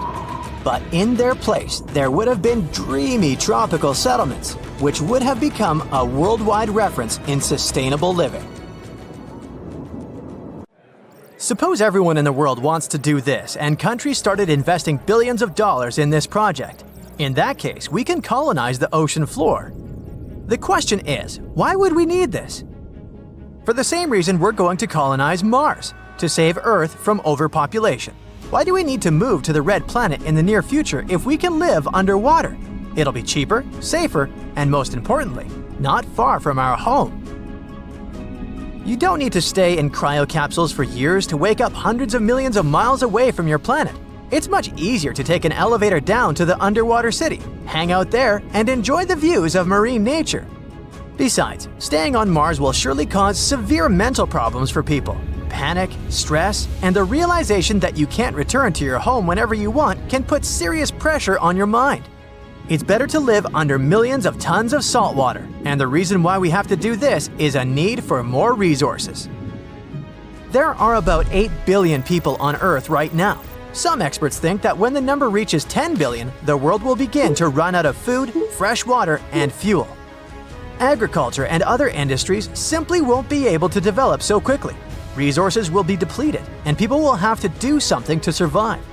The colonization of the ocean is an ideal solution to the problem. Firstly, we have very little information about the ocean. We've studied space much better than the ocean on our planet. Most likely, vast reserves of fuel are hidden under the seabed. Secondly, we will be able to reduce the load on our planet by about 50% if we move to live in the ocean. Thirdly, there will be no problems with logistics. Delivering food, necessary equipment, and construction materials will take hours, and if something breaks along the way, you can return to the surface and try to deliver it again. Sending things to Mars would be much more complex and expensive. Imagine that halfway there, millions of miles away from Earth, something breaks down on the spaceship with provisions. Then you'll have to wait for many years for the next delivery. But the main reason for ocean colonization is protection from disasters and natural cataclysms. Volcanic eruptions, radioactive winter, earthquakes, tornadoes, and floods. We could easily wait out any disaster underwater. Yeah, there are volcanoes on the ocean floor too, but the consequences of their eruptions are not so dramatic. The water immediately cools the lava and prevents ash from spreading. We will never experience the consequences of fire again. No burning forests and polluted air. And speaking about the air, there's a lot of oxygen in the ocean. More than half of the oxygen reserves on the planet are replenished by the sea, thanks to algae and phytoplankton. So don't worry, we'll be able to breathe deeply.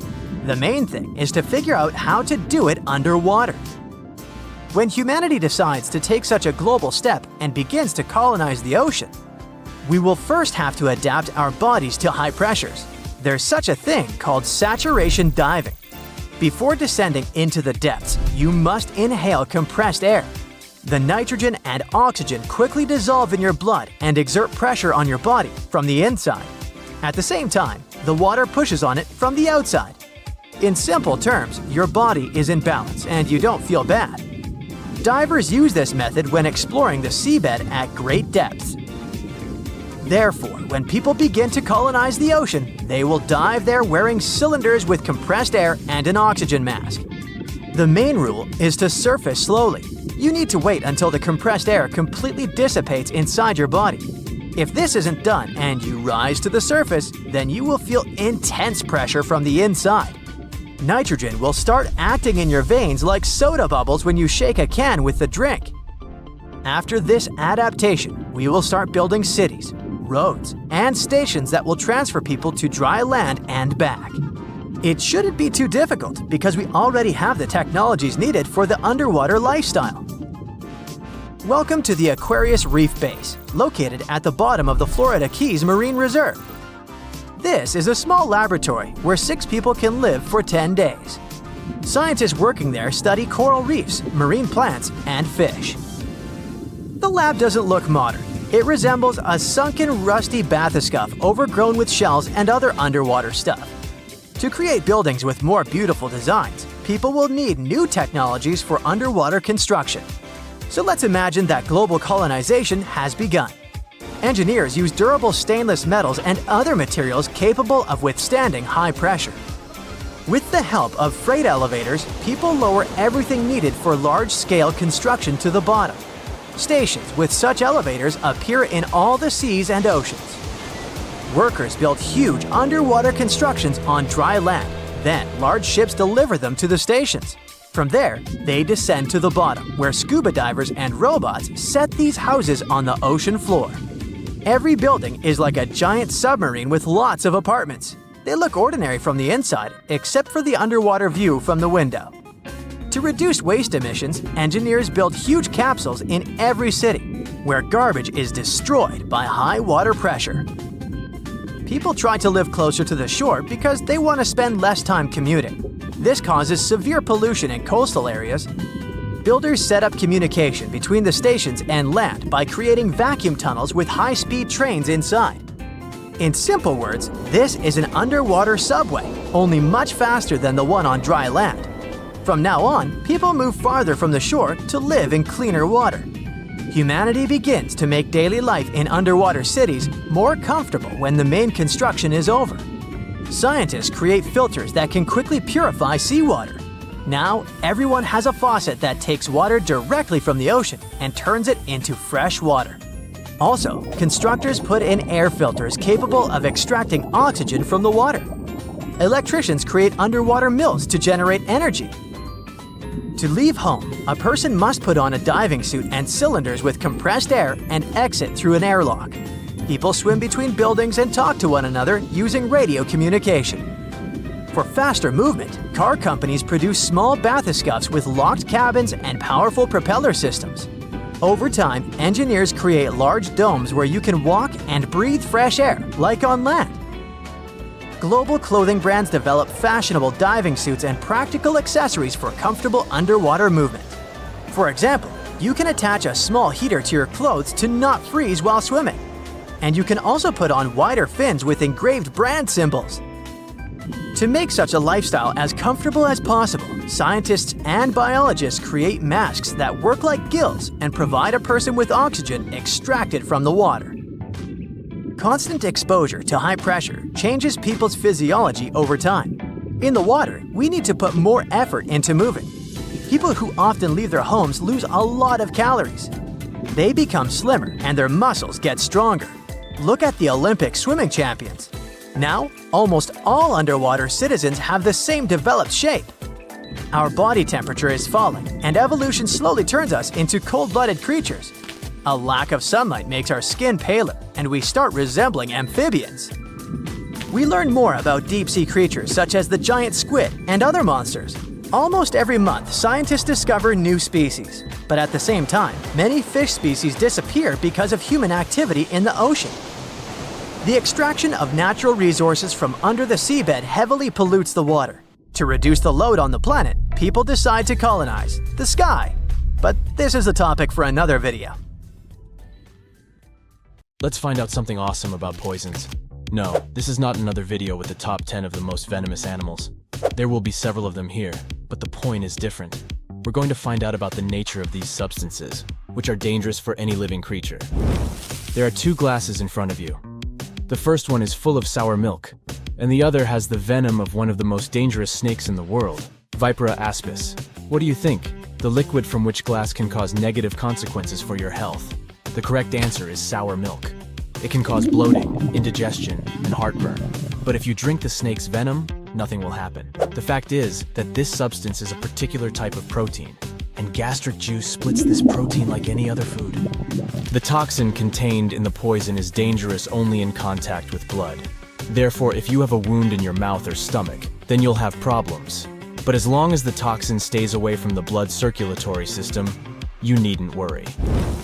However, it doesn't always work like that. Some animals secrete a poison that penetrates your body at the slightest physical contact. But venomous beasts have to deliver this dangerous substance inside your blood. And by the way, this is the difference between poisonous and venomous. In the first case, these are animals that can poison you passively. For example, if you touch them. They don't make any effort, and the poison is released from their bodies constantly. The poison dart frog just hangs out in the jungles of South America and doesn't attack anyone. But everyone is afraid to touch it because its skin secretes one of the most dangerous poisons on Earth. The toxin particles contained in the poison of these animals are so tiny that they easily get through the pores of your skin and cause an intense reaction in your body. But venomous animals have bigger toxin particles that can get inside your body only through injection. Venomous animals bite and sting to deliver the venom to blood. Venomous snakes, wasps, spiders, and other creatures use venom to attack prey. Poisonous frogs or fish covered with poisonous skin use toxins to defend themselves. That's the difference. One of the most venomous creatures in the world is the box jellyfish. When it stings, it injects a powerful toxin into its enemy, affecting the nervous system and skin cells. They are dangerous not only for sea creatures, but also for people. The toxin acts quickly and can lead to serious health problems within minutes. One of the most poisonous creatures in the world besides the poison dart frog is the puffer fish. Yeah, that famous Japanese delicacy. Many have probably heard that if the cook prepares this fish incorrectly, it can be poisonous even after heat treatment. This fish's toxin is 1,000 times more potent than cyanide. The amount of poison inside one puffer fish contains enough toxin to seriously harm several dozen people. When the fish feels danger, it swallows a lot of air along with water and increases in size. In this state, its needles, which contain the toxin, become even more dangerous. So never touch this fish if you see it in the sea. There's the third type of use of venom. It's called intraspecific competition. You can find it in venomous mammals such as the Australian platypus. There are tiny needles on their palms that secrete toxins. A platypus can paralyze an opponent with a kick. But these animals also use poison during mating competitions. Their bodies enhance the properties of the toxins to defeat competitors during the fight for a female. two males struggle to weaken each other. The male whose poison is more effective wins the battle. Some animals have to bite and sting to use venom, while others just wait for someone else's touch. But what about this little creature that releases its poison like a dart? Meet the cone snail. It hides inside its home and waits for a little fish to swim closer. Then it releases a toxic harpoon from its proboscis and paralyzes the fish. Then the snail swallows the prey whole, like an anaconda. The venom of this small animal is also dangerous for humans as it causes severe problems with breathing, vision, and other issues. At the same time, the substance contained in the poison of the cone snail is used by doctors to make a powerful analgesic. And this is not the only case when animal venom is used in medicine. A poisonous lizard called the Gila monster releases a neurotoxin produced in the salivary gland during a bite. Because of this venom, the bite of this animal is considered one of the most painful in the world. People who were attacked by the Gila monster said that they had experienced a feeling as if hot lava was flowing through their veins. However, such a terrible poison can be useful for humans. Scientists have discovered a hormone in it that can effectively treat diabetes. Some poisons cause muscle paralysis, others can create breathing problems, and others raise blood pressure. But why are they all different? Well, all these differences depend on the prey that venomous animals hunt. For example, most vipers prey on small mammals with a fast metabolism. Therefore, reptiles have developed venom that disrupts blood clotting, resulting in a fast-running hare quickly losing control of its body. However, for cold-blooded animals, such a stratagem would be less effective. That's why some types of cobras produce neurotoxic venom that can stop the transmission inside the nervous system. Such a substance effectively strikes the organisms of cold-blooded creatures. All this suggests that venomous and poisonous creatures adapt their toxins depending on their habitat. That's why venoms of the same species can differ so much. If a viper bit you in one region of a large country, an antidote from another region might not help you.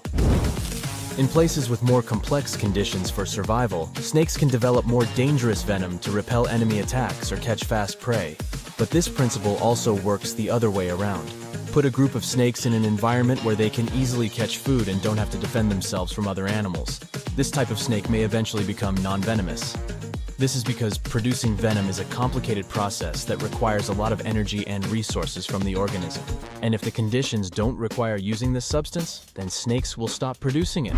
This happened with sea snakes. They are some of the most venomous animals on Earth that hunt fish at the bottom of the sea. Since their prey was much faster than them, they had to develop a strong venom that would quickly paralyze fish. But one of sea snake species stopped getting food this way. Instead of hunting fish, they began to eat fish eggs. This prey doesn't run away, so snakes don't need venom anymore. Eventually, they stopped producing it. How many animals on the planet do you think are poisonous and venomous? According to scientists' calculations, about 15 to 20%. But most likely, this number is much higher because people haven't fully studied all the biodiversity of such creatures. Interestingly, almost every species of animal has a poisonous or venomous kind. Even among mammals, the platypus is not the only venomous creature. The slow loris seems like a cute, harmless animal. Still, this primate from Southeast Asia secretes venom from its teeth during a bite. Also, some species of shrews produce venom in the same way to paralyze their prey, and vampire bats are the only poisonous flying mammals in the whole world. Okay, we have a large number of poisonous and venomous animals today, but what about the past? Many scientists believe that millions of years ago, venomous dinosaurs walked the Earth. Some studies have confirmed this hypothesis. The venomous glands and tissues of these formidable reptiles haven't survived to our times. But in the teeth of some dinosaurs, scientists found small gaps that modern venomous snakes and lizards have. It's possible that prehistoric monsters also used these holes to secrete venom through them. Teenagers fall in love too easily, true that. And when they do, they fiercely believe that this will be the last time they will ever love, and that that person most certainly is the love of their entire lives. Does this sound familiar, like high school? This might as well have been the plotline for Romeo and Juliet. But of course, things get worse. Since teenagers are rebellious by nature, why not make this one true love a forbidden one? We all know the ending of the original story. But what if Romeo lost interest in Juliet after he won her heart? Or what would happen if Juliet fell in love with another guy months after they got together? Well, let's check this out. No one really knows what made the Capulets hate the Montagues. What we do know is that there was a party, and during this party, Romeo locked eyes with Juliet. Let's say, instead of a tragedy, the couple lived happily ever after. That is, until the day Romeo woke up depressed because he saw Juliet more as a friend than a lover. Uh-oh. What now, Romeo? Unfortunately, this happens often. Romeo might have suffered from something called disillusionment, which is when the rose-colored glasses from which one views the relationship in its beginning are ripped off, and the person must deal with the truth rather than the illusion they created in their minds. Sometimes, in the beginning of a relationship, we project onto the other person what we want them to be. We don't really see them for who they truly are. Psychologists say this is something that tends to happen with egocentric lovers. An egocentric lover pins all their hopes and dreams on the object of their romantic interest. In the heat of passion, usually at the beginning of a relationship, they might be willing to do anything for the other. But, according to experts, the whole project is self-centered. As the heat starts to slowly cool down, things start to get complicated.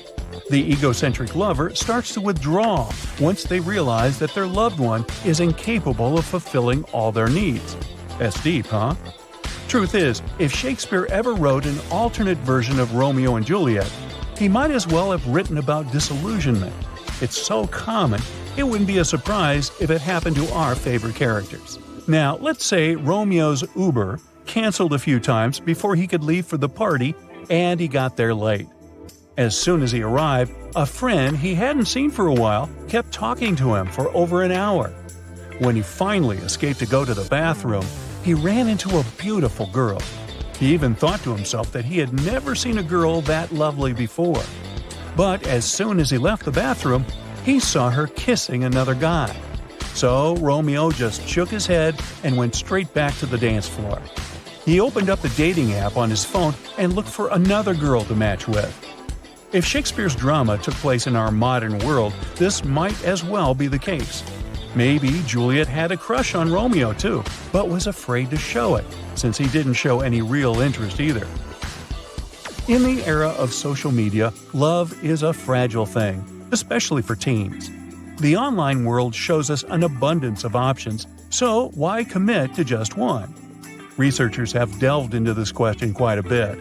Sociologist Zygmunt Bauman has called it liquid love, where love and relationships are something non-permanent. It describes a fluid approach to relationships, as fluid as swiping left on your favorite dating app. Tinder has over 50 million users, and it's present in 190 countries. It receives over 1.6 billion swipes per day. It's a brutal marketplace because there is the expectation to always find something better. The thing is, liquid love makes people live in a paradox. According to Jenny Kubels, a psychology professor, her students are searching for a lifelong love, but most of them admit to having short-term relationships with little commitment. Young people say they want things such as commitment and trust, which usually come in long-term relations. But they also say they get bored after the thrill of the beginning is over. It's not an easy equation. Version number 3 gets even better. Let's say that back at the party, Juliet tried to get Romeo's attention, but her love interest was hooked on another girl, Rosaline. Juliet stood in the corner while she saw the love of her life kissing her cousin, which only made things worse. Juliet spent weeks, even months, trying to separate Romeo from Rosaline, until she finally succeeded. A heartbroken Romeo found solace in Juliet, and during his neediest times, he fell in love with her. They started dating, moved in together, and even adopted a cat. The whole deal. One day, Romeo found out that Juliet had been cheating on him with her Italian tutor, Roberto. I mean, really? Yeah, really. Most of those that have been in a relationship know heartbreak, and they'll know that heartbreak is as physical as it is emotional. In this case, Romeo was still infatuated with Juliet, and when he found out she was cheating, he felt all sorts of things. Heartbreaks activate the insular cortex, which is a region of the brain that processes pain. But the insular cortex doesn't distinguish emotional pain from physical pain. So, heartbreak can hurt as much as spraining your ankle. You know what they say though, that time can heal all wounds. As days passed, Romeo found himself daydreaming about contacting Juliet again. While cleaning up his house, he found some of the things Juliet forgot to take with her. Sometimes the drive to reach out felt overwhelming, like an extreme hunger or thirst. This happened because the ventral tegmental area was being activated. The VTA is the motivation and reward center of the brain that drives feelings of longing. The same part of the brain that was activated in the beginning of their story together and made them obsessive over one another. This is one of the reasons why breakups are so confusing, and a lot of the time, people end up getting back together, even if for a brief time. This is not the case for our beloved couple though, since Juliet ran away to Europe with Roberto. Now let's rewind the tape to the original version of the story. Boy meets girl. They fall madly and deeply in love. But have you ever stopped to think if there is any chance that these star-crossed lovers were only feeling the after effects of pheromones in their bodies? Yes, yes, and yes. Pheromones are natural chemical signals that convey important genetic or even physical information. What happened when Romeo and Juliet locked eyes was an instant recognition in their brains that their genetics matched well together. As soon as that happened, Juliet started producing a bunch of estrogen, and Romeo started to produce a whole lot of testosterone. These hormones are responsible for creating this insatiable lust lovers feel for one another. Then again, this is not as romantic as the whole soulmate narrative, which is why Shakespeare chose not to mention this at all. What this means is that Romeo and Juliet were doomed from the start. You see, in this lustful phase of love, we lose our ability to think critically. The part of the brain involved in falling in love talks louder than something called the prefrontal cortex, which is where our ability to think critically lies. And when we are teenagers, the area of our brain responsible for our self-control is still maturing, which means we truly have little self-control. It makes sense that Romeo and Juliet were teenagers, right? Because if they met while they were in their 30s, they would forget the whole thing after it got too complicated. Juliet would prefer to date some other guy whom her family approved of. And Romeo wouldn't even bother fighting for her because he was on the threshold of a big job promotion, and fighting for love would just take up too much of his energy. You're living the dream, vacationing across the Americas. One fine day, you stop by a food vendor and order a delicious empanada. It's so crunchy and yummy, and oh no, what is that? As you can only identify half of a cockroach's body. This means that the other half is now swimming its way down your digestive system. Now what? Does this mean you'll turn into a similar insect-like creature in that famous Kafka book? Nah, unfortunately, you won't live through any metamorphosis. Let's see what happens to that poor little insect. First of all, if you haven't missed school, you know that digestion starts at the mouth. Saliva contains a lot of special enzymes that help digest the starches in your food. In other words, saliva is acidic and starts to break that roach down. So probably if it was alive, it began to pass away right then and there. This means that by the time it makes it to your stomach, it's most likely gone for good. Contrary to your biggest fear, it will not start walking around in your tummy. You see, your experience with this insect has been terrible so far. You've seen this little dude eating the pages of your favorite books. You've seen it squeeze its way in tiny holes when you tried going after it. And you've seen it coming in and out of sewers like it's their playground. So it's normal for you to think, oh no, will I get sick? Hopefully not. I like to think that since you swallowed such a small piece of it, your immune system will probably take care of it without any big damage to your body. But there is a chance that you'll get similar symptoms to when you have the flu. Apparently, cockroaches contain a specific type of protein in their bodies that can give people allergies. It could affect your respiratory system, so you'd find yourself having stuff like a runny nose, an itchy throat, some random rashes, and so on. Since you're a natural truth seeker, while that cockroach is being digested in your intestines, you decide to become the world's next cockroach expert. Surprisingly, this does take the edge off. Fun fact about roaches, they can hold their breath underwater for up to 30 minutes. This means that if they weren't affected by the acid in your stomach, they could probably survive quite some time in there. That's also how they circle around so comfortably inside sewers. But that's disgusting, so we should change the imagery. Even though they are kind of icky insects. A lot of cultures in the world do eat cockroaches. They are considered highly proteic, like many insects. These roaches that you can find in big food markets weren't taken off the streets, though. They were born and raised in cockroach farms. I mean, can you imagine that? They're popular because they're cheap, and they can be raised in pretty large quantities at once. On a brighter note, did you know that if you actually did swallow a cockroach, it would be like swallowing a dinosaur? I mean, they're not technically dinosaurs, but roaches were the first and only creatures to be discovered living in caves, before the dinosaurs were wiped out some 60 million years ago. So next time someone asks you what your favorite meal is, maybe you can say, "That prehistoric empanada I had once when I was traveling the world."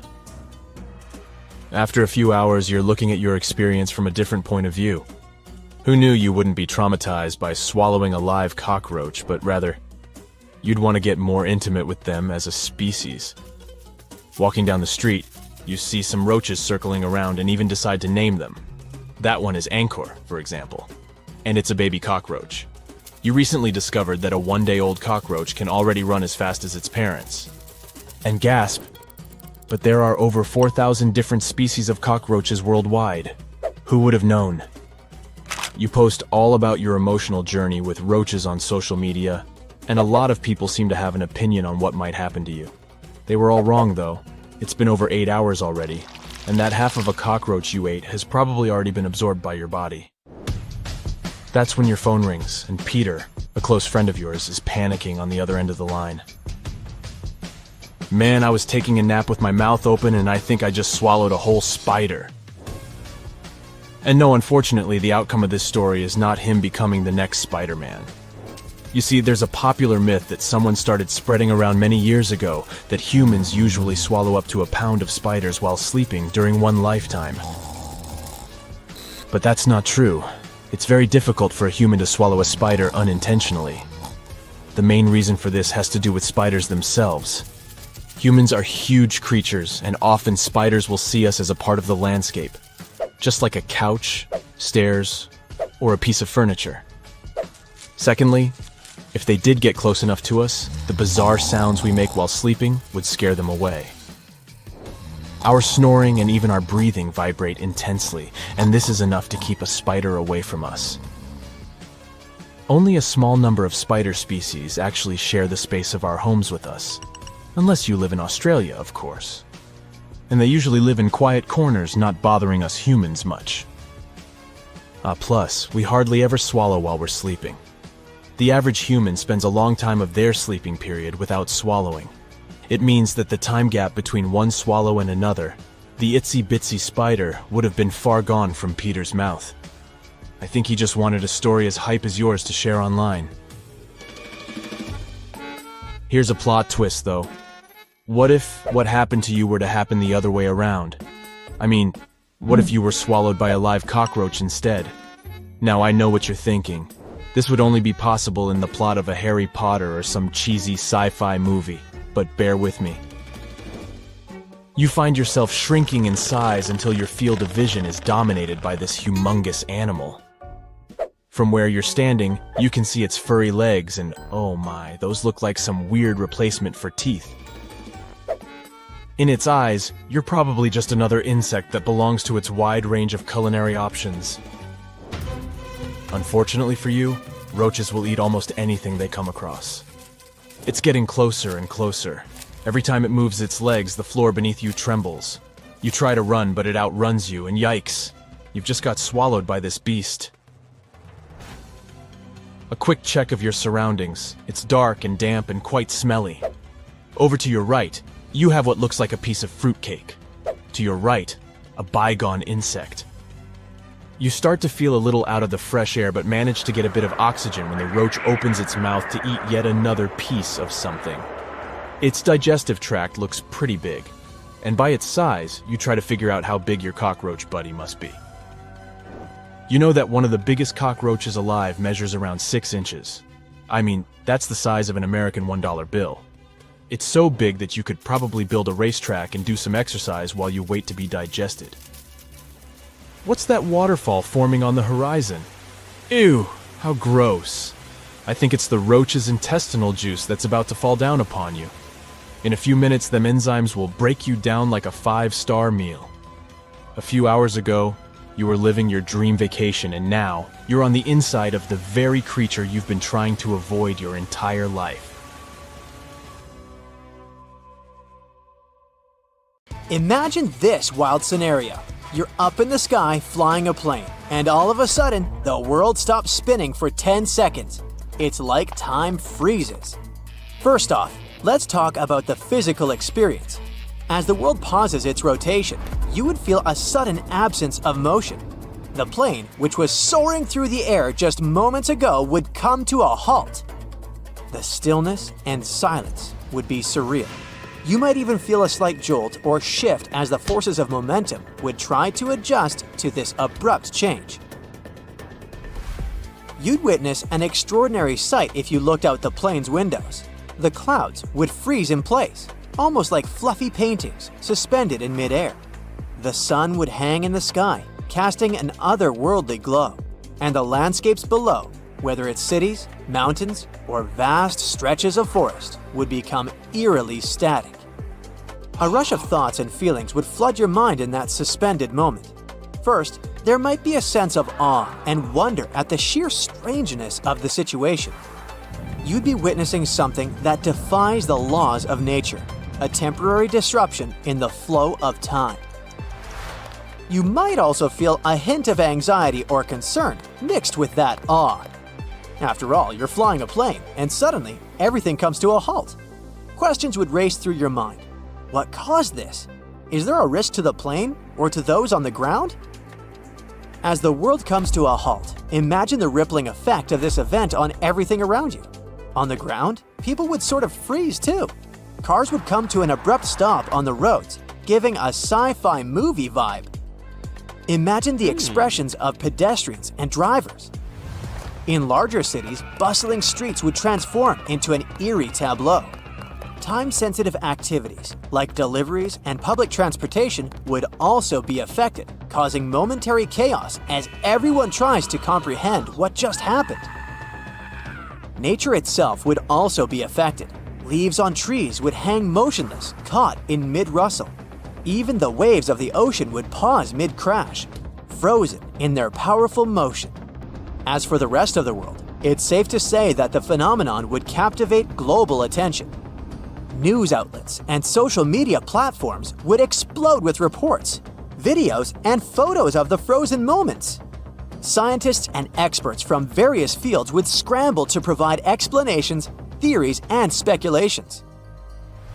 Filmmakers would make documentaries to explore the global impact of those frozen moments. But let's assume that after those 10 seconds, the world started spinning again, just as unexpectedly as it stopped. As motion is restored, you'd experience a jolt of acceleration. The plane would resume its forward momentum, and you'd feel the forces of gravity and movement return to normal. The landscapes below would begin to move again, almost like a time-lapse video played in reverse. Now, your emotions might shift once more. There could be a mix of relief, excitement, and curiosity. You've just witnessed a truly extraordinary disruption in the natural order.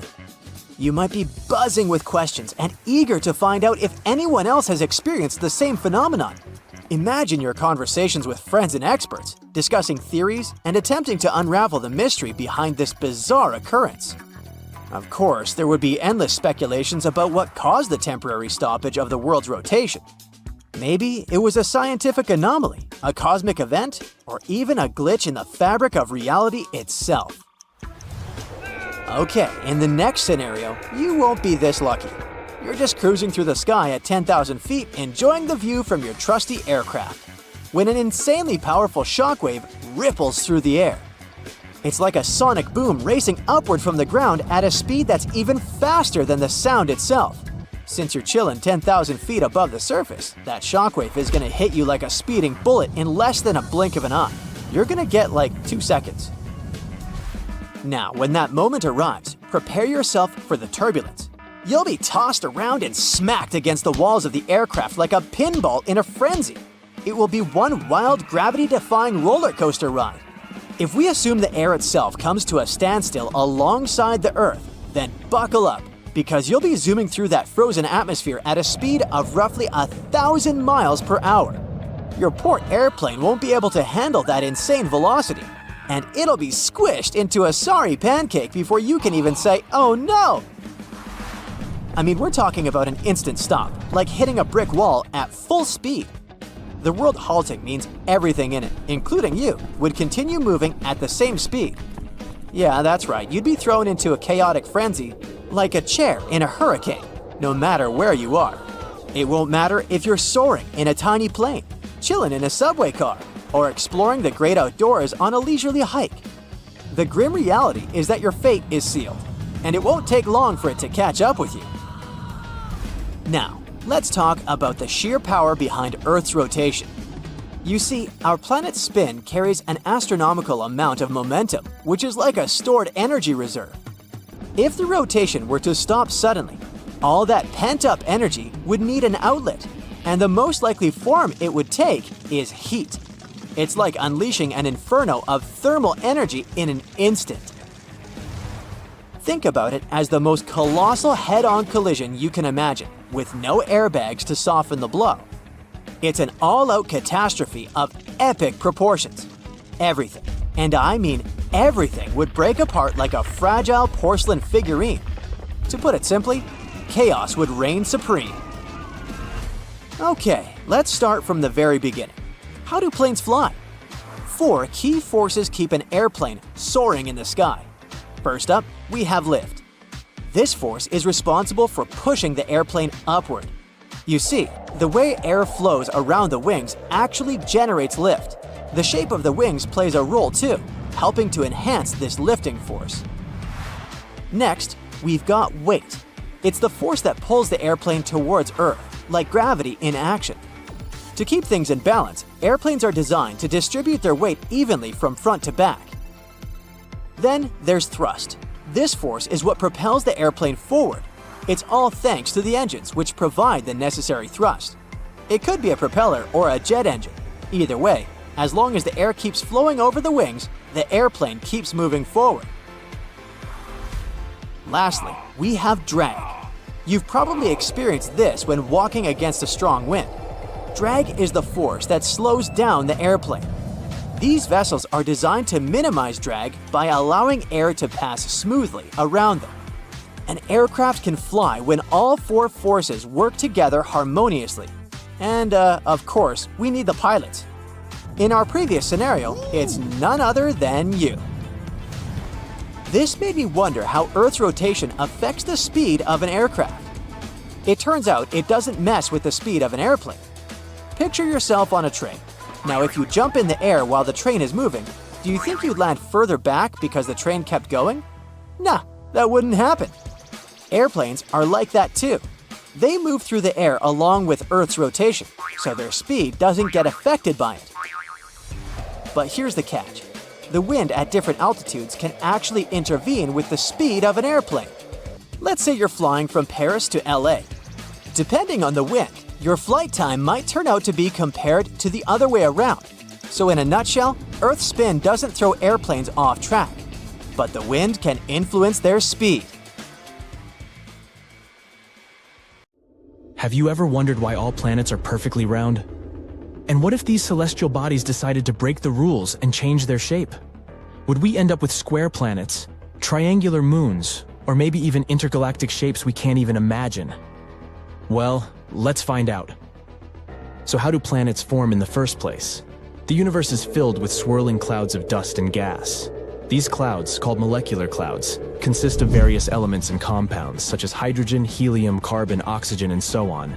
They're like a cosmic kitchen filled with the ingredients needed to cook up some brand new planets. The first step in the recipe for planetary formation is called the accretion theory. Let's say that something happens that causes gravitational instability, like a supernova goes off nearby or something. This pushes the gas and dust in the cloud and causes them to come together. Because of gravity, these particles start falling toward a central point. They become more tightly packed together, like when you squeeze a ball in your hand. And eventually, they're squeezed so hard that the cloud starts to flatten into a disc shape. Kind of like when you mix flour and water to make pizza dough. This disk is called a protoplanetary disk. It's also spinning because the cloud's particles had some rotation to begin with. Now, imagine these tiny dust particles and gas molecules dancing around in the disk. Sometimes they bump into each other, and when they do, they stick together like Velcro. These little clumps of dust and gas are called planetesimals. They're the building blocks of planets. And as the planetesimals continued to collide and merge, they grew larger and larger, forming protoplanets. The protoplanets were getting serious about their size, and their gravity became stronger. Some of them got so massive that they became the grand masters of their cosmic neighborhoods, the planets we know and love. Each planet had its own unique recipe of gases, rocks, and sometimes even water. But why do the planets look like spheres? Well, it's all because of gravity. Let's go back to our protoplanets. Imagine you're squeezing a balloon with your hands. The air inside of the balloon pushes back, creating pressure. Something similar happens with planets. Gravity squeezes its material inward, pulling in towards the center. And since gravity acts equally in all directions, it pulls material from all sides toward the center of mass, resulting in a sphere-like shape. And that material pushes back with pressure, resisting the force of gravity. In the end, they both find a sweet spot where they balance each other out. It's called hydrostatic equilibrium, a fancy term that means everything inside a planet is in balance. But that's not all. Another thing that makes the planet spherical is their rotation. Think about a ball of Play-Doh or something like that. Imagine you spin it rapidly. The material starts to push outward, making the Play-Doh bulge at the equator and flatten at the poles. The same thing happens to planets. As they spin on their axes, the combination of gravity and rotation pushes the material outward, making the planet bulge at the equator. They low-key want to become disks again. However, gravity doesn't want any lumpy planets. It wants them to be nice and round, so it keeps pulling on the material, trying to make everything as compact as possible. Eventually, gravity wins, and the planet settles into a spherical shape. Let's take some examples from our planetary playlist. Jupiter, the giant of the solar system, loves to show off its oblateness. It spins so fast that it becomes noticeably squished at the poles and chubby in the middle. It's like a spinning top with a cute belly. Saturn, the ringed wonder, also joins the oblate party.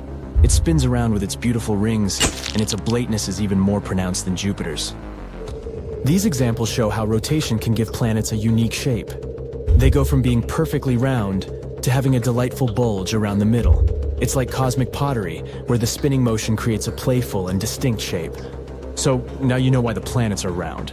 But what's more interesting is, what if they weren't? What if they were, let's say, cubical, or even triangular? Well, let's see. A cube-shaped or a triangle-shaped planet would have its mass spread out in a completely different way than a sphere.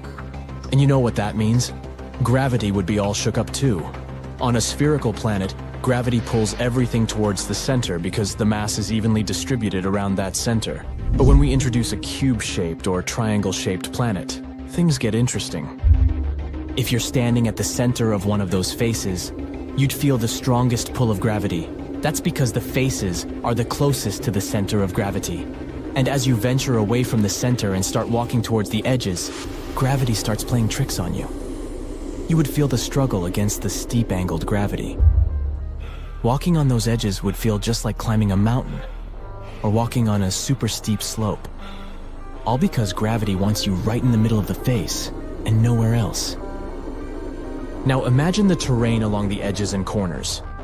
It's a barren, rocky, and dry landscape. Why? Well, all the water would pool in at the center of each face, leaving the edges high and dry. And the air quality? Well, it's either non-existent or so thin that it can't support life. Not the coziest place to set up camp, that's for sure. And don't forget your warm clothes, lunch, and hiking boots. You'll need them because of the crazy climate. The type of climate you'll encounter on our cube or triangle-shaped Earth depends on how it spins. If it rotates at its corners, each side would enjoy a mild, temperate climate. However, if it rotates on an axis through two of its faces, things get intense. Picture a roller coaster version of our current climate. Some faces would be polar wonderlands, icy and chilly. The top and bottom faces for the cube, and the bottom face for the triangle. Meanwhile, the other sides would be completely different. In a cube, they would be scorching hot with an equatorial climate that would make you break a sweat. Instead of sunlight gently curving along the surface, it would directly beam onto these faces. Talk about feeling the heat. And on a triangular planet, the sunlight would strike the faces at an angle. This angled sunlight would create fascinating temperature variations across the planet. Imagine this. As you move from the base of the triangle towards the tip, the temperatures would gradually decrease.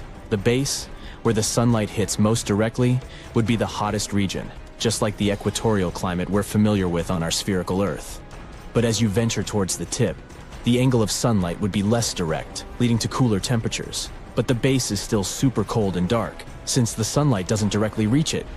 So the triangle would be absolutely crazy in terms of temperature changes and climate zones. By the way, you know that cozy blanket of air we call the atmosphere? Well, on our angular Earth, things would get a little topsy-turvy. Gravity would be pulling stronger from the center of each face. The result? The atmosphere would go through some crazy changes. Picture this. At the center of each face, where gravity is strongest, the atmosphere would gather and thicken. It would be like a bustling city, full of air molecules. But as you venture towards the edges, things would start to thin out. The atmosphere would become scarce and very thin. So breathing along the edges would be quite a challenge, and the edges would be a tough neighborhood for life to thrive. Moreover, a thinner atmosphere means less protection from the sun's radiation and solar winds, so corners and edges would be extremely dangerous for humans. Of course, this is all just a playful exploration of what could be. Our Earth loves its spherical shape, and that's a good thing. But there's no harm in imagining wild and wonderful possibilities, so keep your imagination soaring and continue to marvel at the marvels of our amazing planet, however it may be shaped. Ever wondered how people all around the world spend their precious 24 hours each day? Well, you're about to find out. Time is like a common thread that connects us all. No matter where we're from, we all have the same 24 hours to work with. But people from different countries and cultures spend it very differently. But imagine if the entire world were one person. What would their day look like? That's the question that Canadian researchers aim to answer. They wanted to know what the average human's day looks like all around the world. They collected surveys from over 130 countries, looking at surveys conducted from 2000 to 2019. Anyway, researchers combed through surveys about people's daily routines and even gathered information about jobs and economic activities. So, what are your theories? Do you think it's going to be a boring work, sleep, repeat cycle? Surprisingly, not at all. In reality, it turns out that we spend more than a third of our time on things that make us feel good and keep us healthy. Researchers simplified time into 4 categories to make it super easy to understand. First up, we have sleep and bed rest. There's nothing particularly surprising here. An average adult sleeps about 9 hours a day. We know that this is a norm for healthy sleep, but if you think about it, it turns out that sleep takes up a huge chunk of our day. It's a bit sad that we need it so much. Just imagine how many things we could have gotten done if we didn't. Next, we have direct human outcomes. This category covers things that directly affect us as individuals. It includes activities like eating, hanging out with friends, taking care of ourselves, and having fun. You know, all the stuff that makes us feel good. And not only that, these activities include everything from working, education, and personal growth to socializing and watching TV. The researchers discovered that we dedicate just over 9 hours each day to these things. In this magical 9.4 hours of our day, we do so many cool things. We take care of ourselves and others through hygiene and grooming. We also spend time on healthcare, including looking after our own well-being and taking care of our loved ones. Work, schooling, academic and private sector research, exercising, socializing, meals, hobbies, and even engaging with the media are all part of this awesome mix. Now, let's break it down even further. About half of this time, which is about 4.6 hours, is spent on passive, interactive, and social activities. Think of catching up with friends or reading a fantastic book. Wahoo for fun times! Eating delicious meals takes up around 1.6 hours. It's essential to fuel our bodies and enjoy the wonders of food. School and research add another 1.1 hours to the mix because learning never stops. And here's an interesting twist. Certain activities seem to be universal, regardless of a country's wealth. Hygiene and grooming, as well as meal times, remain consistent across low-income and high-income countries. Well, it makes sense if you think about it. Our basic necessities bring us all together, no matter where we're from, but it's still pretty cool. Of course, keep in mind that there are variations between individuals and cultures. Everyone has their unique way of spending time. But when we zoom out and look at the big picture globally, these activities stay pretty consistent. Next on the list, we have organizational outcomes. This is all about being productive and getting things done. It includes tasks like working, studying, organizing, and managing our lives. Basically, it's all the stuff we do to keep our lives running smoothly. Now let's break it down. Organizational outcomes include everyday activities like grocery shopping, getting from one place to another, paying bills, accessing government services, and handling all kinds of administrative stuff, as well as travel and administration. It's the nitty-gritty of managing our lives and taking care of practical matters. In our average human day, we spend just over 2 hours on these important tasks. Now, here's an interesting twist. Despite the diversity of countries and cultures around the world, commuting times seem to be remarkably similar. We might have expected significant variations, but the research team discovered that commuting times are remarkably universal. So, on average, we spend about 1 hour each day moving from one place to another. This finding has caught their attention. Further research is already underway to dig deeper into this fascinating aspect of our lives. The mysteries of travel and its impact on our daily routines are being unraveled as we speak. And it seems like, even though these activities may seem mundane, they play a crucial role in keeping our lives running smoothly. And lastly, we have external outcomes. This category is about things we do that affect the world around us. It includes activities like commuting, participating in the economy, and being part of the bigger picture. In other words, these are the activities that aim to create changes in the world outside of ourselves. Now, here are some examples. Agriculture and fishing, preparing and serving food, mining, working with lumber, tapping into fossil fuels and renewable energy, constructing and maintaining buildings and infrastructure, keeping our living spaces clean, tending to our pets and gardens, and managing waste. It's a whole bunch of stuff that affects the world around us. So, how much time do you think you devote to this every day? Well, research shows that in our daily lives, we spend a whopping 3.4 hours on these tasks. Here's where things get interesting. These activities reveal some salient differences between low-income and high-income countries. In the lowest-income countries, people spend an average of over 1.5 hours each day growing and collecting their own food. It's a massive amount of human labor required to meet their food needs. But as countries become wealthier and more advanced, things change. In the highest income countries, farming is accomplished in less than 5 minutes per day on average. Can you believe it? The wonders of technology and mechanization free up over an hour of time. So let's appreciate the challenging work that goes into providing food, raw materials, construction, and other similar tasks. This data also shows us that as we progress and become more industrialized, we gain precious hours in our day. We have more time to explore, create, and enjoy the world around us. Time becomes our ally, allowing us to pursue other passions and adventures. So, here's what an average human's day looks like.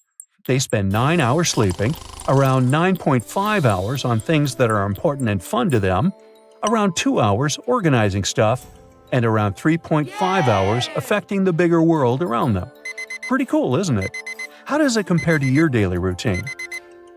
By the way, when researchers began their study, they started with Australia and New Zealand and got some surprising results. For example, Australians love to socialize. On average, they spend about 5 hours each day engaging with people and enjoying various activities. That's slightly above the global average. They have a knack for going out, exploring museums, watching sports, and simply hanging out with their friends. It's all part of our social fabric. Interestingly, this trend of social activities aligning with GDP holds true not only for Australia, but globally as well.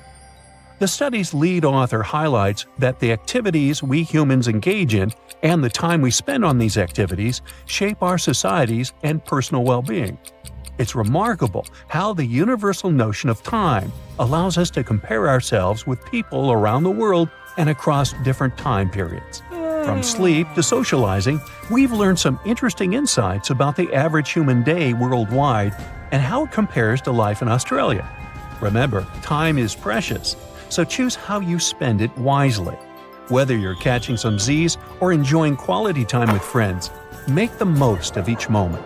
Stay curious, keep exploring, and embrace the wonderful tapestry of activities that make up our daily lives.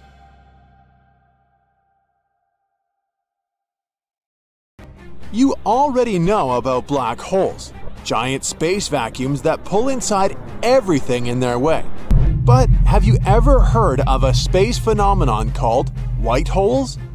And what would happen if these two met and, let's say, collided? Let's hop on a shuttle, venture into space, and get to know them better first. As you already know, you can't see black holes directly, even with fancy telescopes that detect light, X-rays, or other types of electromagnetic radiation. But we can see what a black hole does to the things that surround it. For example, when a black hole passes through a cloud of space matter, it pulls everything towards itself in a process called accretion. As the matter is pulled in, it becomes hot and emits detectable X-rays. Or something else can happen. Sometimes, a regular star comes too close to a black hole and gets torn apart. A black hole is a super dense object with an incredibly strong gravitational pull that starts stretching the poor star out into a long and thin shape like spaghetti. You've probably guessed it, we call this spaghettification. As the pieces of the star are pulled in, they become hot and emit X-rays. A black hole can choose a different method too, squishing the star and making it flat like a pancake. In the other corner, you have a mysterious white hole. These are less well known because we don't have much information about them. Our knowledge of white holes is based on theories derived from the same mathematical equations used to describe black holes. To witness this battle, you would need to get close to a white hole. But don't worry, at least this one won't eat you and turn you into spaghetti or a pancake. Just like nothing can escape a black hole, nothing can enter a white hole. It's like the most exclusive club in space with no entry allowed. You can see that white hole also has a mass and even spin.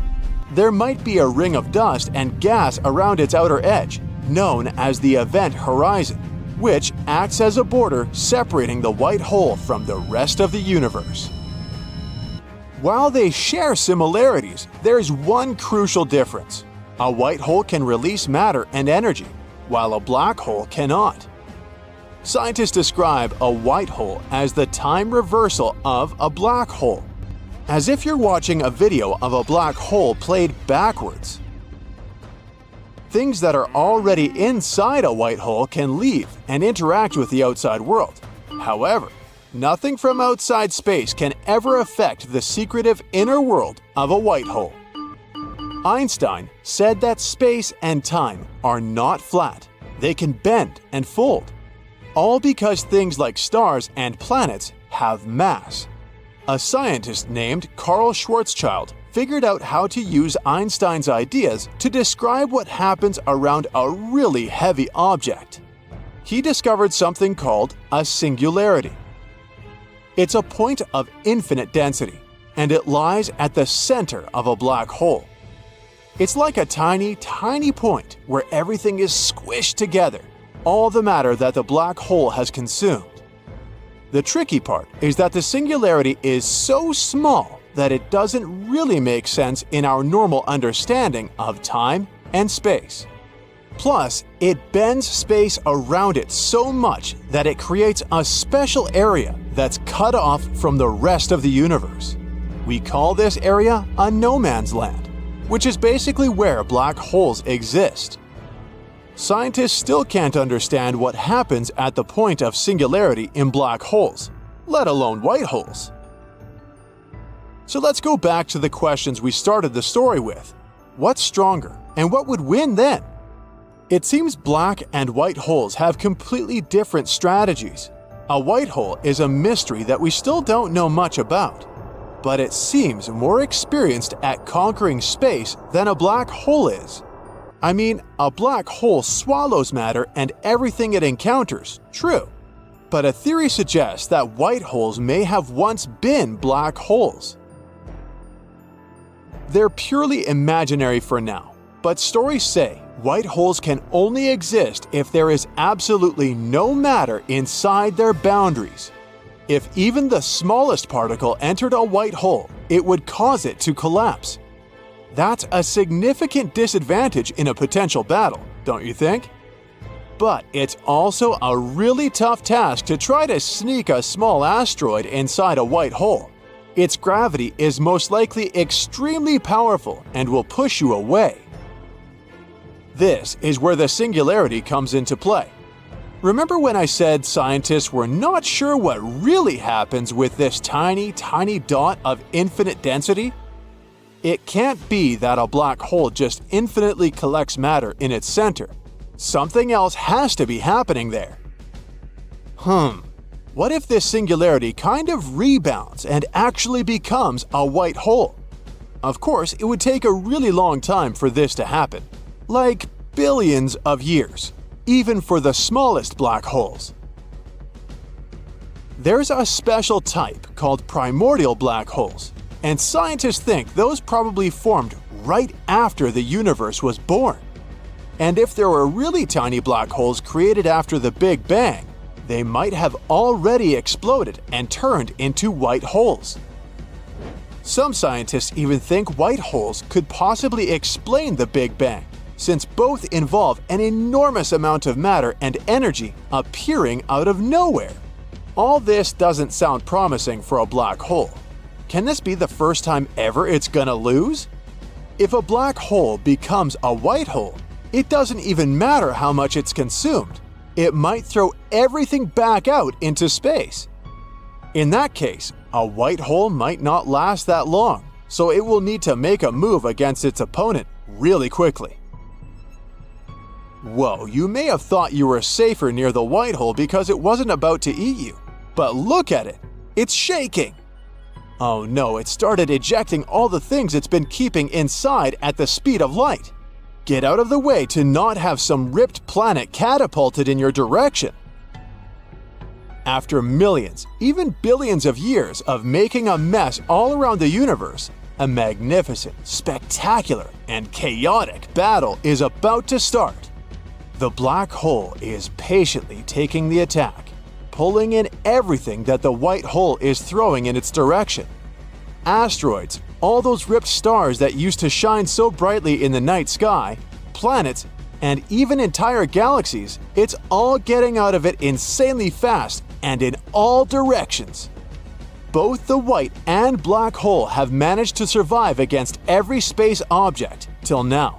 But that's just because they haven't faced each other yet. It's an exhausting battle that doesn't stop. All odds were against the black hole at the beginning. But look, it seems something is changing. The white hole is slowly losing energy since it can't swallow any new things and renew its supplies. Meanwhile, the black hole is patiently collecting everything its opponent has thrown at it during this fierce attack, growing bigger and bigger. It can keep doing it for thousands of years. Its insanely strong gravity brings the white hole closer, even though it's trying to escape. And the time comes for the last strike. The black hole's gravity starts stretching its enemy until it swallows it entirely. the white hole is completely gone, and now that it has so much energy, our winner is more massive and stronger than ever. Oh no! Run! Now you have this hungry supermassive black hole wandering around looking for more things to eat. Until it falls apart into a white hole again one day and starts an even bigger, more magnificent battle that the entire universe will watch. Picture this. The day you were born, you were visited by a powerful magician. He said that you were destined to live an extraordinary life, but he meant that quite literally. There would be nothing ordinary about your day-to-day life. You would be the first and only human in history to live a different life every single day. You would get to experience all types of livelihoods, but only for 24 hours. When the clock hit the next day, you'd wake up in a completely different life and time than the one before. What would that look like? Well, let's see. On the first day of your life, you are born in ancient Egypt. You're a kid, so you can't really do much. You do marvel at the number of construction workers moving heavy blocks around, building something shaped like a pyramid. But all you want to do is cry. So your parents don't let you get too close to the construction site? Too bad. When you turn 9, you've pretty much experienced life as a child in all the countries in the world already. But that's also when something extremely special happened. You are born as a Mayan, deep inside the Amazon forest. As a member of the Mayan royal family, they give you an important job. With your special power, you need to register and document everything you live. Your job is to remember. In other words, you turn into a living and walking library on the history of humanity. You nod and think to yourself, okay, this doesn't seem to be that hard. On the day of your 16th birthday, you wake up as a Brazilian teenager in Rio de Janeiro. When you realize where you are in the world, you put on your bathing suit and go for a swim. You eat a delicious acai bowl and get soaked in the hot summer sun. At the beach, you chat with locals, and that's when someone asks you an important question. What is the biggest dream you ever wish to fulfill in your lifetime? You have no idea how to answer that question. You're just a teenager after all, but you feel like this could be an icebreaker. I mean, why not? You're 18, and that's when you get to finally live one of your biggest dreams. You're filling the shoes of the world's biggest pop stars, and it's tour time, so you wake up having to get ready for a stadium show. You do a quick sound check and memorize the lyrics that you have to sing later on in the day. But as you are walking back to your tour bus, you cross your eyes with someone, and your heart races really fast. This has never happened before. The butterflies in your stomach seem so real they might fly away from inside of you any minute. You've only read about love, but you have never been in love before. You fight the urge to ask for that person's number. The next day you'll be out of that timeline completely. You let it go and hope that feeling disappears the next day. It doesn't, though. And by the time you're 20, you've learned quite a bit about how to deal with your emotions. No matter which life you got, you would feel all the spectrum of human emotions possible. Love was just one of them.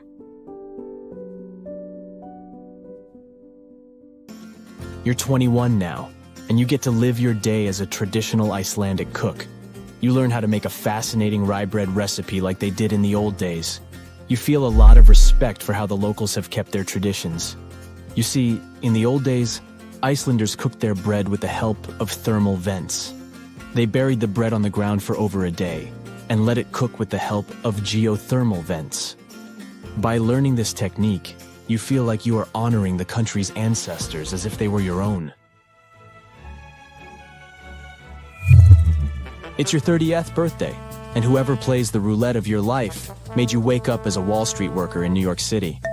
Your day begins with your boss calling the phone on your bedside table. You grab a taxi and quickly arrive at your workplace. You've seen numbers before, but this is a whole different level. You learn how to talk and think quickly. You drink quite a bit of coffee, but it tastes amazing. The city is overwhelming and beautiful. You love it when you get to experience city life. You end your day in a jazz bar because why not? During your 42nd year of life, you notice that most of the people your age have built families and live pretty busy lives. That's when you get to be a parent for a day. Your newborn baby cries non-stop, and you need to figure out fun and creative ways to distract them. This is something you've noticed over the years. How humans are expert creators. Although we don't normally recognize it. You grab an acoustic guitar you discovered you knew how to play and make your baby fall asleep to a soothing lullaby.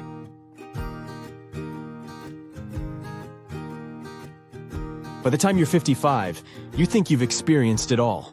Then you wake up as a pirate in Jamaica, which almost makes you part of Jack Sparrow's crew, if he were real, of course. Your boat sails into Port Royal, where you stop for the day. Your pirate friends split themselves in taverns while others go treasure hunting. You figure you best try both activities out. Suddenly, you feel like the earth beneath you is trembling and oh, you've never seen big waves before, but that one looks like it's coming directly toward you. You witness a great earthquake that leaves the city completely underwater. During your life, you've never experienced loss before. You got used to not getting attached to the lives you were living, and you never stayed anywhere long enough to call that place home. But witnessing what you saw showed you the unpleasant sensation of feeling hurt and sad.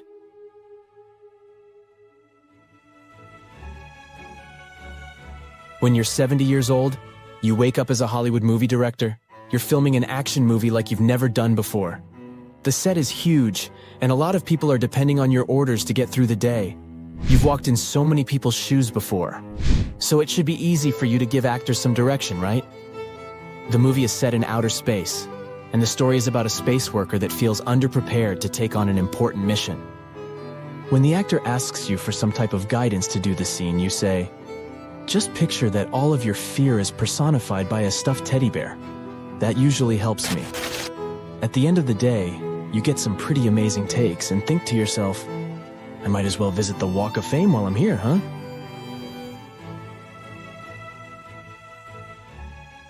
When you're 88, you wake up in that same Mayan temple you did when you were 9. You come back with all of the teachings and experiences you gathered over the many, many lives you got to experience. You write down all the knowledge you have gathered throughout your life, and the Mayan chief sure is impressed by you. You've gathered enough to fill in a huge library. He asks you, what was the most important thing you learned from all your years? After a lot of thinking, you answer, I thought I was learning about humanity, how humans are social beings, how they thrive in groups, how good it is to feel joy, and how bad it is to feel sad. But really, I'd say I learned a lot about myself throughout the way. That was the most challenging and most fascinating teaching of all. The Mayan chief nods at your wisdom and leaves you wish for your last experience. And you say, that's easy. I want to wake up where I first fell in love once again. Let's see if I'm lucky this time. Imagine a planet where every breath you take electrifies your body like a shot of espresso. The sky above you is an intense shade of blue, while colossal trees stretch towards the heavens, their vibrant green leaves growing at an astonishing rate. Daily exercise becomes a thrill like no other. With the abundance of oxygen, you become a supercharged version of yourself. Running feels effortless as you dart across the landscape, lifting weights that would normally seem impossible. It's as if the world itself is infused with a surge of energy. Everything is moving faster. The wildlife surrounding you is equally affected by this oxygen overload. Animals roam the land in majestic proportions.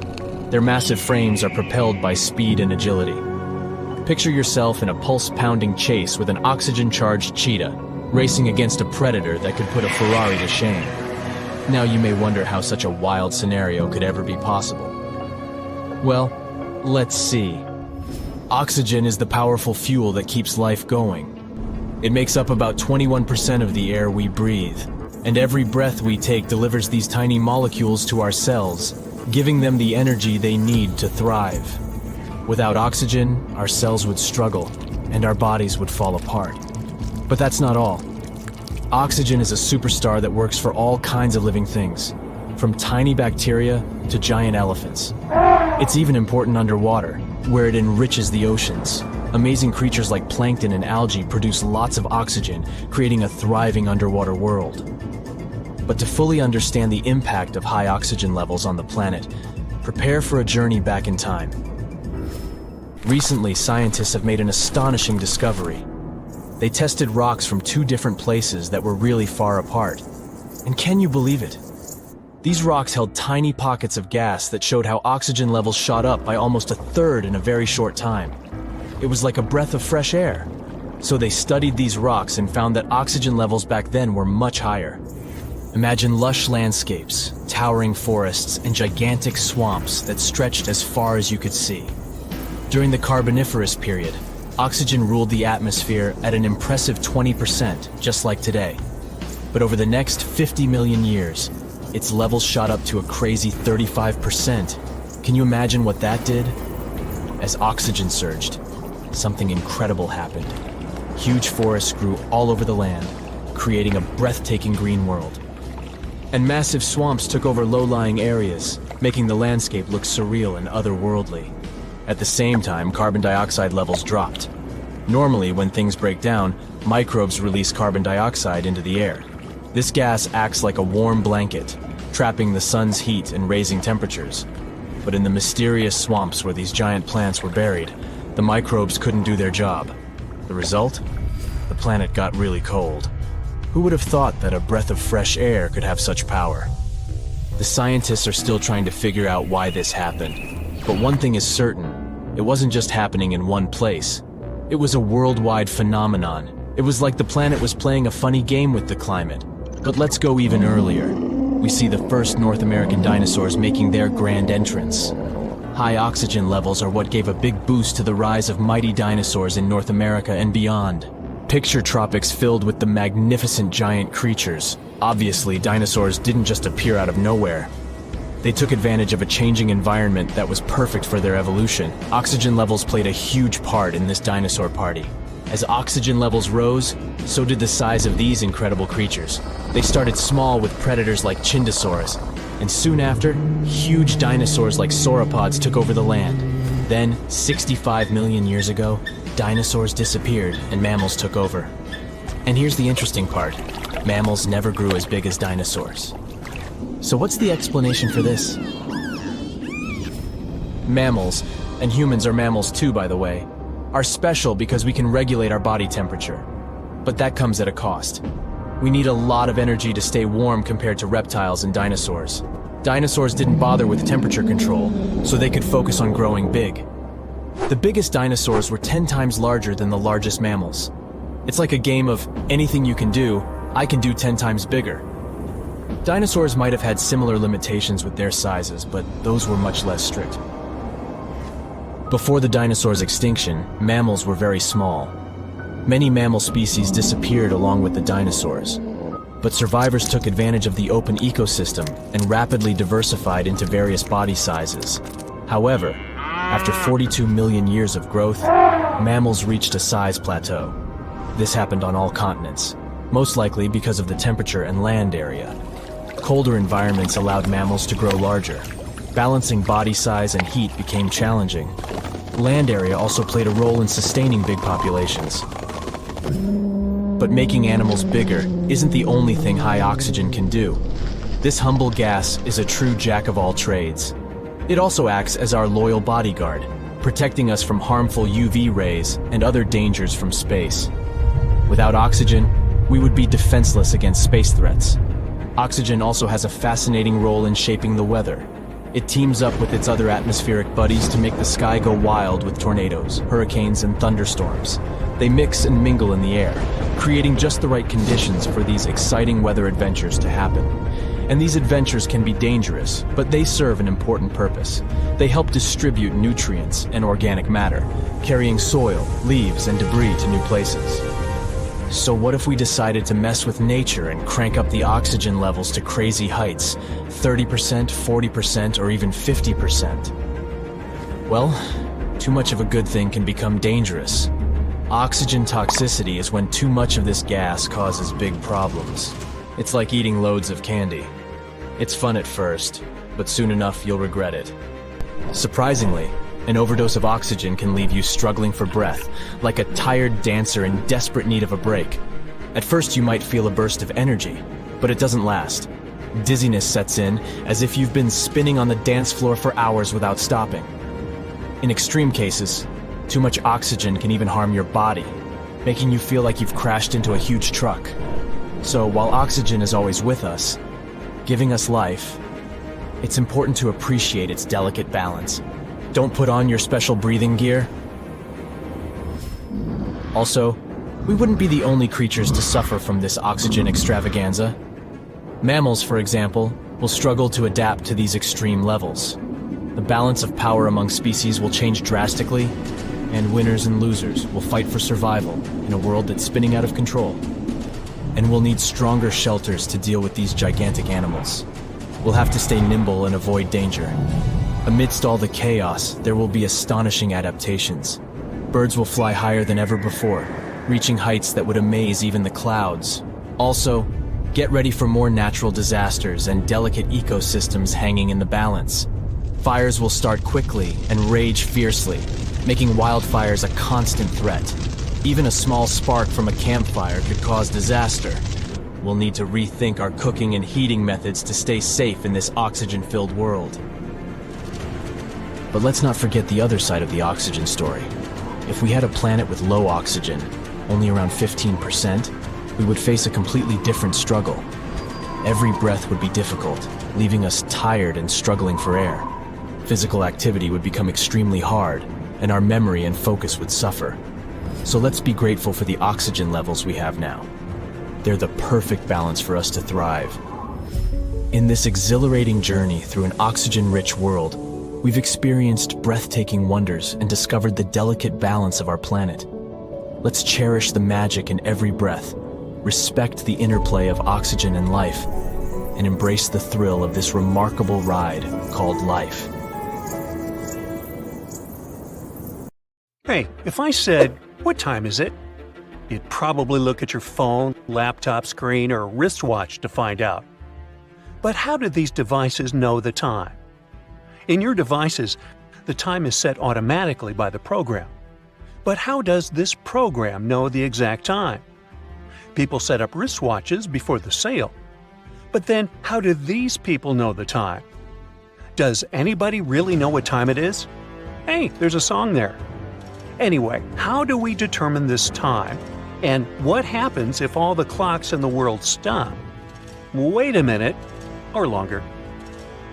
So, welcome to the National Physical Laboratory in southwest London. Here you can find some of the world's most famous atomic clocks called hydrogen masers. There are about 400 such devices around the world, and they help the whole planet navigate through time. All modern technologies, satellites, operating systems, GPS, flight and train schedules, and the TV program on your screen are guided by the atomic clock. And here's how they work. Imagine a pendulum. It swings from one side to the other. One swing from left to right, or vice versa, is a period of time equal to 1 second. The pendulum is not very accurate since it's not constant. Its movement may slow down or accelerate. In atomic clocks, atoms do the function of a pendulum. When they're exposed to microwave radiation, they begin to fluctuate. About 9 billion fluctuations are equal to 1 second. Don't believe me? Hey, count them yourself. The vibrations of atoms are precise and unchangeable. These clocks are not lagging behind and not accelerating. The error in such a clock can be 1 second once every 10 million years. Now, I can't wait around that long, so I'll take my word for it. Atomic clocks guide all modern technologies and communication satellites. And now, let's imagine that, for some reason, they stop working. Atoms no longer react to microwaves. After them, quartz watches and all electronic ones stop. Your phone no longer shows the time, and the arrival times of flights disappears on the information board at the airport. At this moment, all dispatchers contact the pilots and ask them to land urgently at the nearest airports. Further flights become impossible. There are too many planes in the sky. If several start taking off and landing at once at the same airport, it can lead to a disaster. Dispatchers wouldn't create the correct schedule without clocks. The same goes for all trains. Train stations can no longer coordinate trips and make switches on railway tracks. This system is too complex and can only work with a precise time. The world is beginning to plunge into complete chaos. The banking system is collapsing. Brokers don't transfer money to clients' accounts on time. People can't get their salaries on schedule. Imagine you promise to send a presentation to a client tomorrow at 2 p.m. and expect to get paid for it. The next day, you don't know what time it is, and send the presentation to the client 2 hours later. They don't get the file on time, and the deal falls apart. At large plants and factories, the schedule of the day gets down. People don't give out the necessary volume of production. Imagine some factory produces 2 tons of processed steel in exactly 8 hours. But the rhythm of work is disrupted, and this reduces the volume. Next, this steel should go to the ship. However, the ship's schedules are no longer working either. And this applies to all materials in general: wood, electrical carriers, oil, and metals. Logistic chains collapse because of the stopping of the clock. There's an economic crisis and panic in the world. The exchange closes and opens every day at different times. Shareholders and investors are losing a lot of money. Some say that the clock, not the steam engine, was the most important mechanism for the Industrial Revolution. Steam engines powered cars and ships, but they couldn't synchronize the work of many people. Under such conditions, you stop rushing anywhere, but so do all the other people. You can come to the supermarket, and it will be closed because its owner overslept.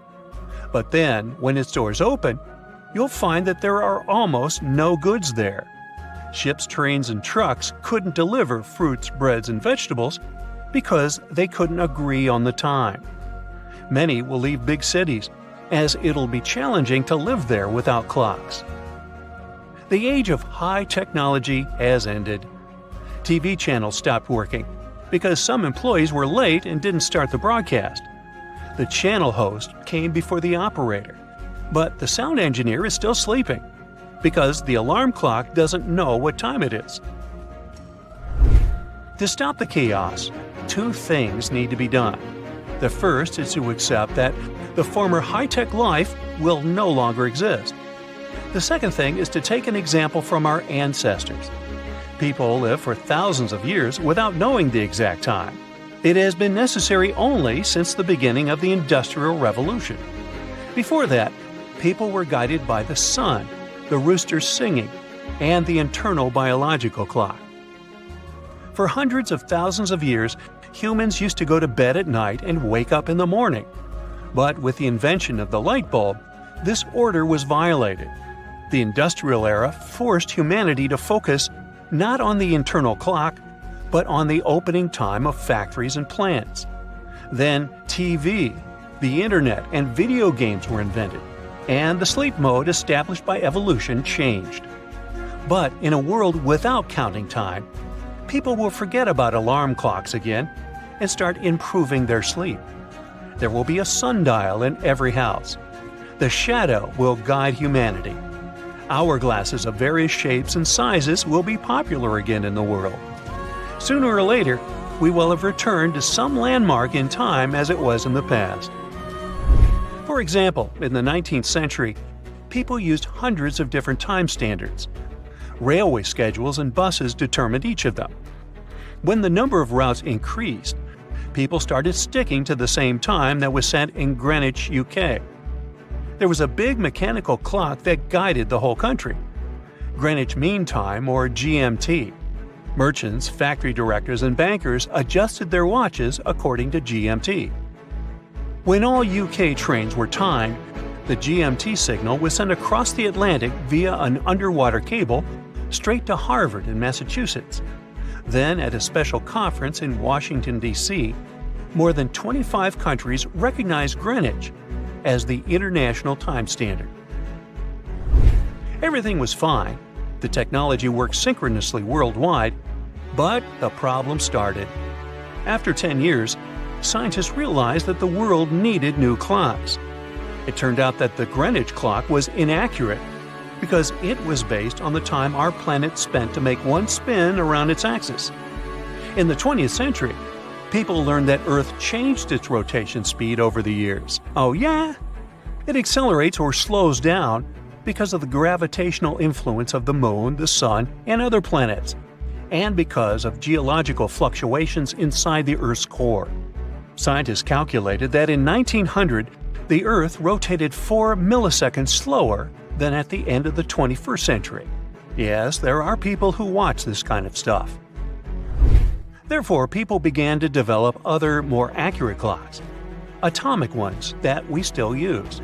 But the strangest thing is that even these clocks don't work in the way people need. Their main problem is excessive accuracy. Earth doesn't constantly rotate the same way, so workers sometimes add additional seconds to the atomic clock or subtract them. And here's why. Ordinary clocks are based on the rotation of our planet. When the time on such a clock shows morning, it's also morning outside. When the clock shows the late hour, it's dark outside. You with me? Our planet doesn't rotate at a constant speed, and the atomic clock is perfectly stable. If the world always worked based on these clocks, then time would sooner or later deviate from the actual day and night. At some point, the sun would begin to rise at 6 p.m., and sunset would start by 7 a.m. To prevent this, timekeepers changed the time on atomic clocks slightly. All of this is necessary to preserve the usual things for people so that the morning hour on the clock and the street coincide. Well, it's time for me to make like an atom and split. Now get a load of this. A red whirlwind sweeps along the coast of Australia and heads toward the nearest city. This tornado is unique not by its color, but by what is hidden inside it. These are great white sharks, hammerhead sharks, tiger sharks, and bull sharks. Shark! They fly inside the hurricane, snapping their jaws and trying to grab a piece of meat. People who look at this bizarre phenomenon from the outside think that they've got something in their drinks. But this is reality. A shark tornado can really exist? Or not? Yeah, let's find out. In 1877, a rather unusual tornado struck a farm in Southern California. About 6 small alligators, about 1 foot in length, fell from the sky that day. In 1894, a tornado traveled through England and dropped poisonous jellyfish on people. There's a version that tadpoles instead of jellyfish fell on the ground that day, but it still sounds quite strange. In Kentucky in 1876, there was a black humor rain. Doesn't sound funny to me. Pieces of meat fell from the sky. The locals tasted them and said it was like mutton or venison. However, later, birds discovered that a flock of buzzards had flown over that area. The birds felt unwell and regurgitated their lunch right in the air. And then, I assume, so did the locals who tried it. In 1947, fish fell from the sky in Marksville, Louisiana. In 2005, there was a rain that contained thousands of frogs in Serbia. In 2010, a small town in Australia was hit by a rain of perches, fish. And now, imagine that all these strange phenomena were caused by one villainous corporation where evil geniuses work. And one of them is you. So you decide to make the most incredible natural cataclysm in history, a tornado of sharks, or Sharknado. It seems like it's impossible, but you're going to try, because you have nothing better to do. So first, we need to understand what a waterspout is. It's a column of rotating air filled with clouds. This vortex occurs during a thunderstorm when warm air releases a large amount of heat. This heat becomes the energy that moves the rising air currents. This warm, moist air goes up, and cold, dry air descends. The difference in temperatures preserves instability and helps tornadoes develop. When it forms over the water, a tornado becomes a waterspout. It can draw in particles of seawater, some objects, and even fish. But everything depends on the strength of this vortex. You've probably seen it when tornadoes lifted cars into the air or tore the roofs off of buildings.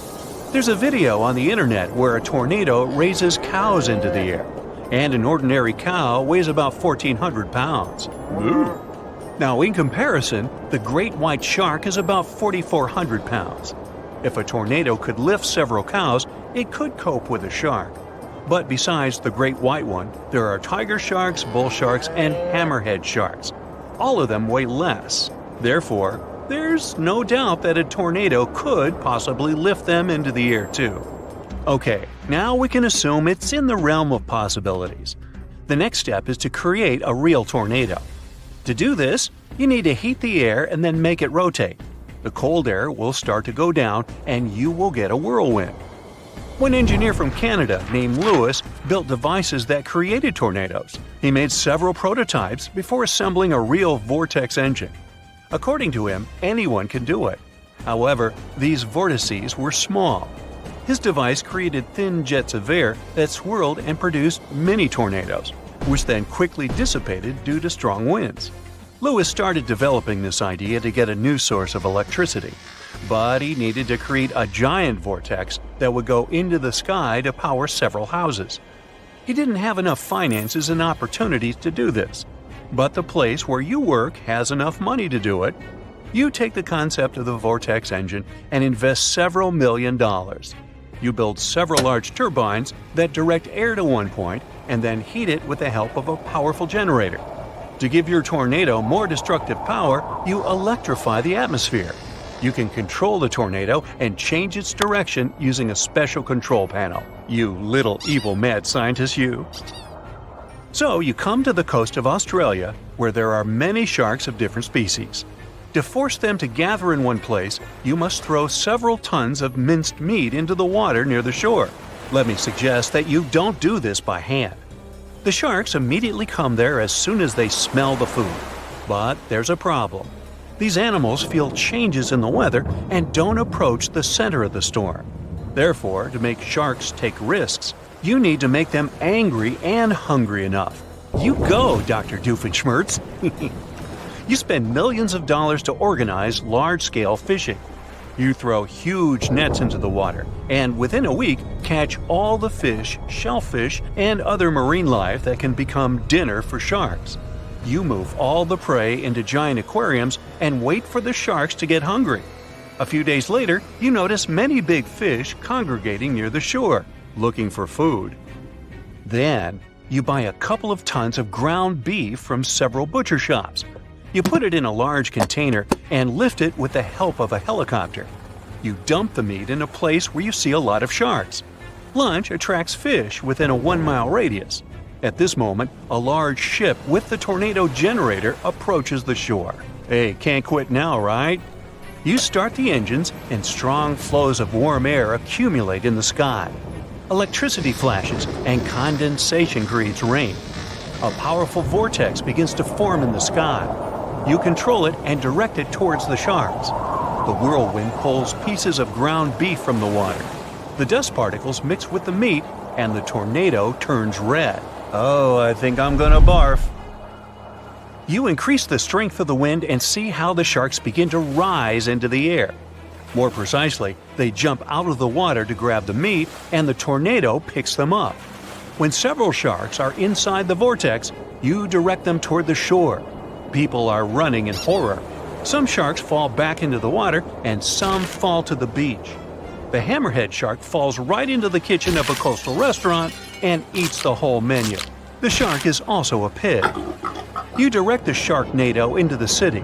The storm lifts trees and cars into the air and rips off the roofs of houses. Some sharks fall down to the streets. People are running in different directions. The shark vortex passes through the city, scattering sharks. Of course, sharks don't crawl on the ground and don't try to eat people. They're just in shock and don't understand what's going on. Hey, what can I say? It's a PG Sharknado.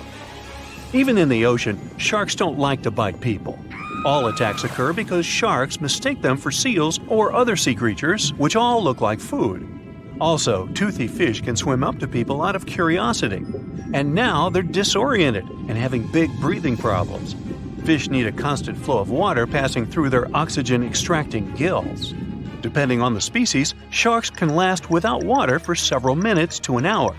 At this moment, you realize that you have carried out not a villainous plan, but a stupid thing that has caused so many fish to suffer. Now, you need to fix everything. You have several helicopters that can transport the fish back into the ocean, but they're twitching and snapping their jaws in fear. Therefore, to calm them down, you use darts with sedatives. Then you help rescuers to fasten the sharks to the helicopters and lift them into the air. You have to get one fish out of an apartment on the 7th floor. Another shark was lying in the park. A hammerhead caused a big traffic jam on the road, and this tiger shark fell on a fire truck. Fortunately, they all have tough skin and strong muscles that protect them from damage. You pick up all the sharks and move them back to the ocean. No one and nothing has been hurt except for one thing: your reputation. You have failed your villainous plan and need to develop something new. This time, you'll create something that will really terrify people. You will invent a YouTube channel with nothing but ads. Alternate ending. You will invent a mega flood of spiders. Ew. Life on a high-oxygen planet would be a wild and crazy ride. Imagine taking a deep breath and feeling like you just downed a shot of espresso. The sky is a deep shade of blue, and the trees around you are gigantic, lush and green, growing at a rapid pace. Daily exercise now becomes a breeze. With all that extra oxygen, you'd be able to run faster, jump higher, and lift heavier weights. Your morning run is basically effortless, and you notice that everything seems to move faster and with more energy. But you'd also have to watch out for the wildlife. The animals around you would be simply huge, and they'd move with a heightened speed and agility. Imagine getting chased by a cheetah that's hopped up on oxygen. It'd be like running from a Ferrari with legs. But how is this even possible? And how would high levels of oxygen affect the evolution of the planet and our life in general? To answer this question, you need to understand how oxygen works. Oxygen is like the fuel that powers the engines of life. It's a gas that's all around us, making up about 21% of the air we breathe. And don't let that small percentage fool you. Every time you take a breath, these little molecules get top priority access to your body's cells and help them produce energy. Without oxygen, your cells wouldn't have the energy they need to function properly, and your body would start to shut down. Oxygen is also incredibly versatile.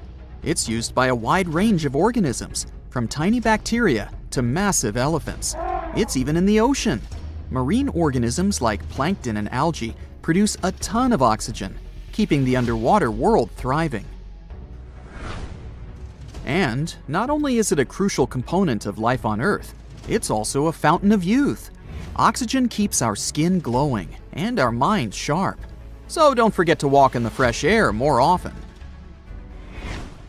But that's just the beginning. Oxygen is quite a multitasker, doing a bunch of different jobs at once. For starters, it's like the janitor of the atmosphere, cleaning up all the nasty pollutants and keeping the air fresh and clean.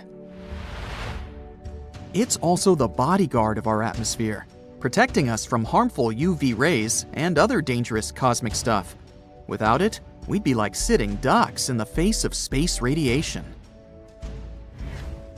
And let's not forget about the impact of oxygen on the weather. It's like the puppet master, pulling the strings of the atmosphere and creating all sorts of wacky weather patterns. Tornadoes, hurricanes, thunderstorms, they're all just a product of oxygen doing its thing. And sure, these things are incredibly dangerous, but they also help redistribute nutrients and organic matter by lifting and transporting soil, leaves, and other debris to new areas. So they low-key help fertilize soil and provide nutrients for plants and other organisms. As you can see, the little oxygen molecules are working hard to keep everything in check. So what would happen if we suddenly raise the levels up to 30, 40, even 50%? Actually, too much oxygen can become very dangerous for us. There's such a thing called oxygen toxicity. It can lead to a range of pretty bad symptoms and even the worst of outcomes. It's like eating too much candy. It might taste good at first, but you'll regret it later. It may sound surprising, But if you get too much oxygen, you'll be out of breath. You might feel great at first, but pretty soon you'll start feeling dizzy, like you've been dancing for hours without taking a break. Also, high oxygen levels can be downright toxic to your body. It can leave you feeling like you got hit by a truck. In fact, something similar happened on Earth many years ago. For example, this kind of environment existed during the Carboniferous period, when plants first began to take root on land. At that time, oxygen made up 20% of the atmosphere, about the same as today.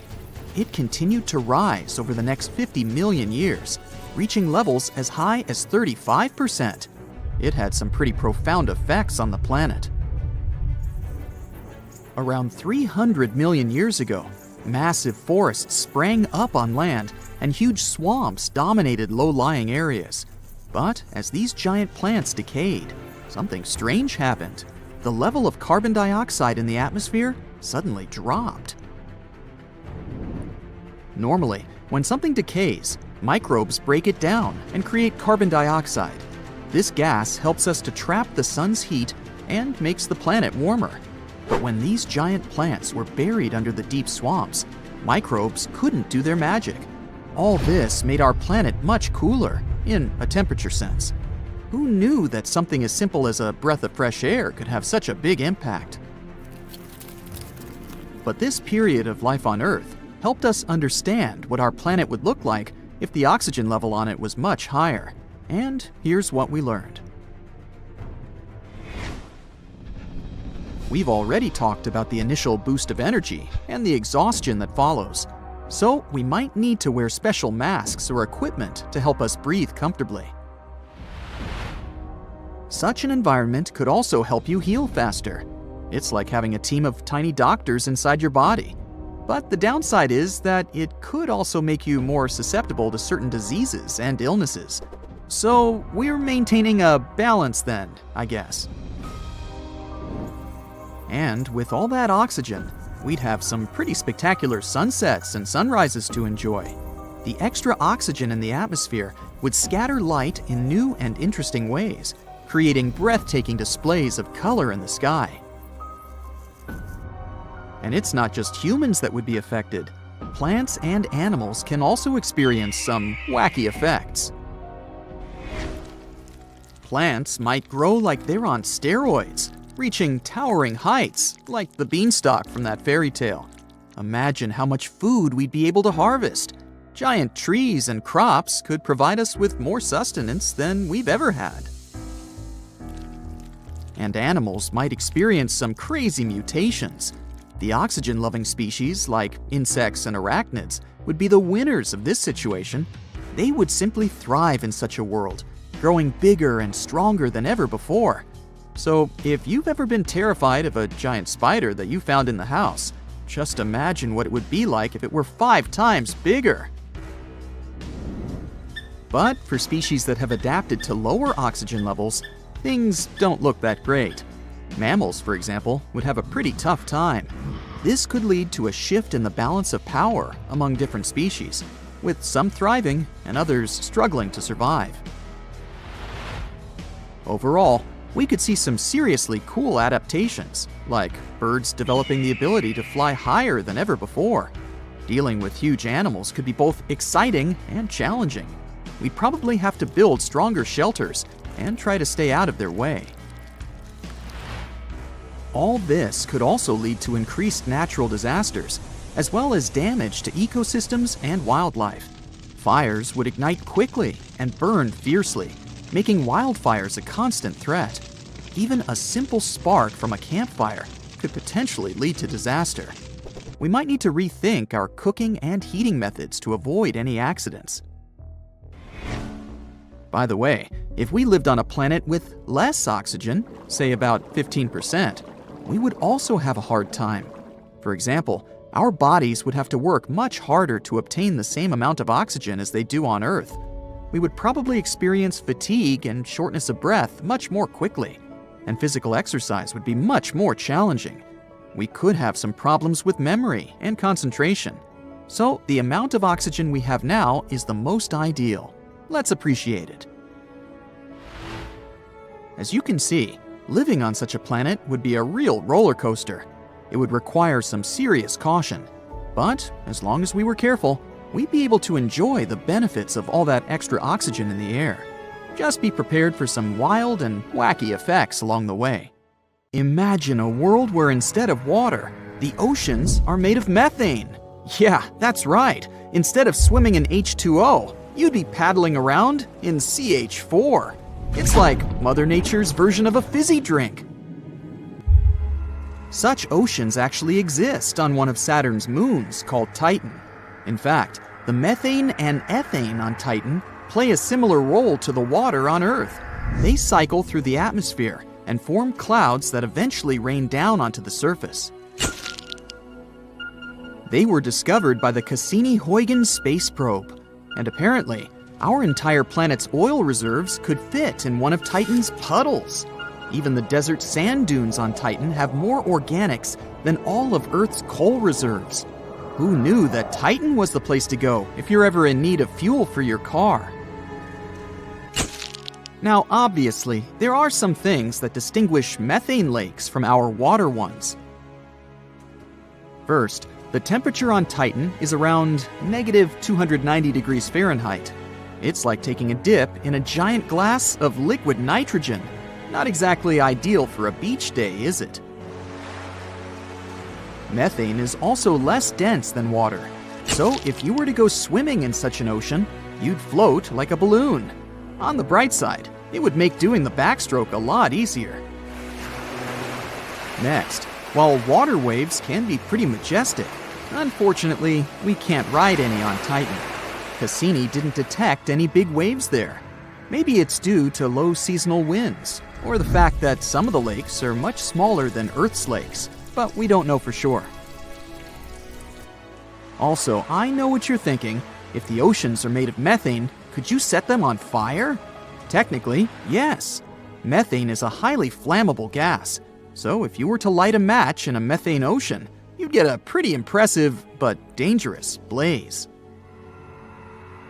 So, given all these differences, the question arises, what would a planet with such oceans look like? Well, we can make some guesses by looking at Titan.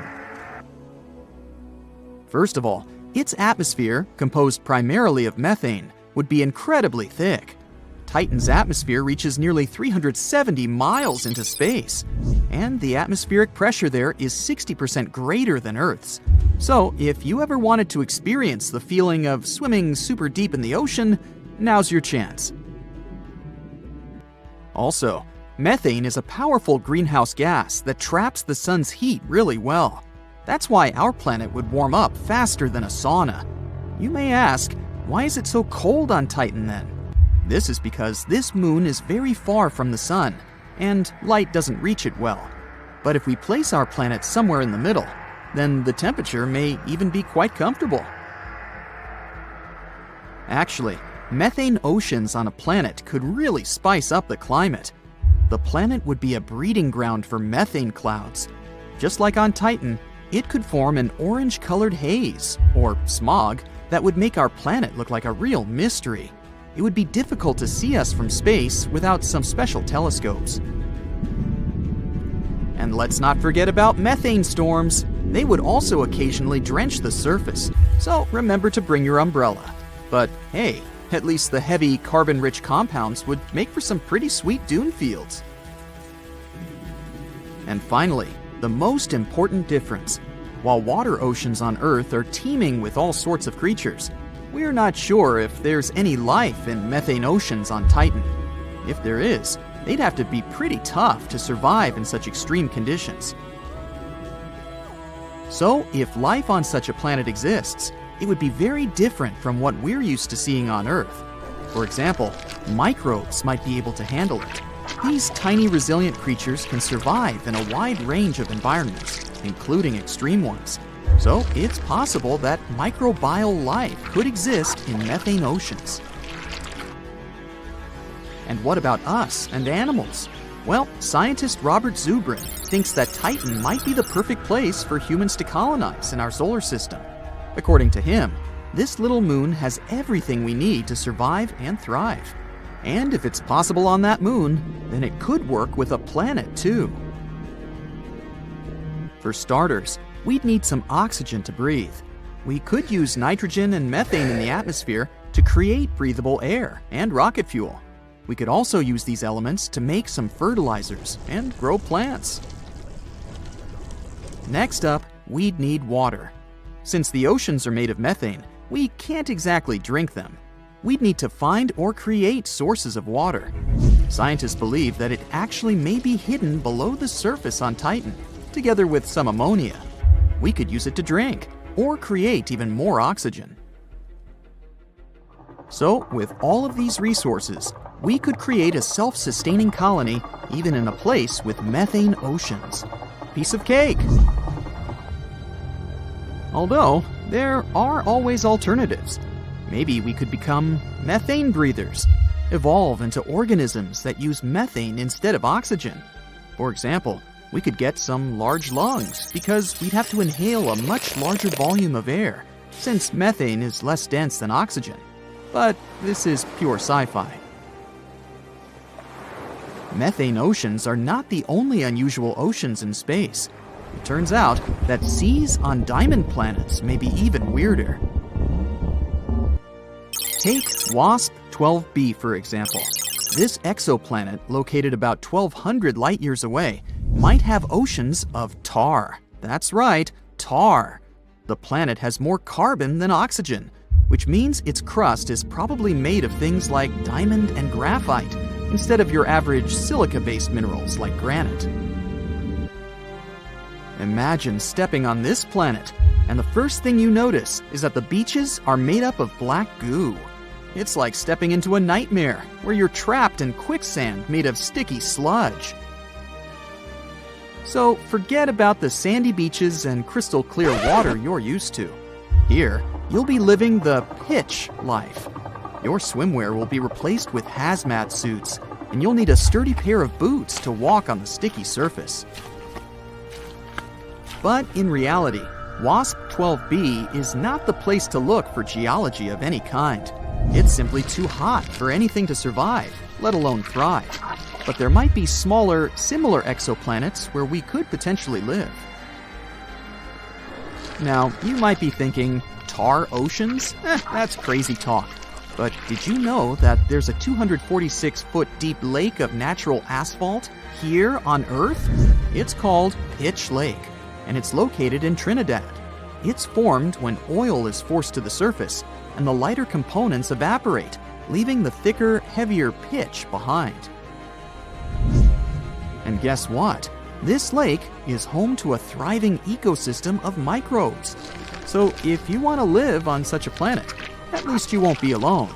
You'll have plenty of company in bacteria, fungi that love to feast on carbon found in asphalt, and archaea that live on methane. And finally, there are oceans of molten rock. That's right. Imagine a world where the floor is lava isn't just a game, but a reality.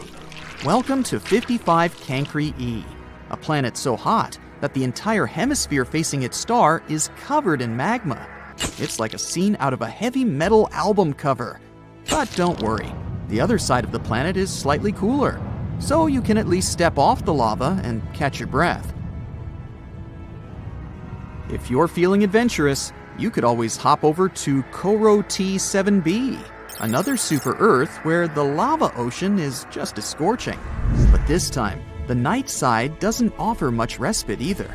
It's still seeing constant volcanic eruptions, like some sort of fireworks show. Scientists are scratching their heads trying to explain why these planets are so hot, and why they haven't cooled down yet.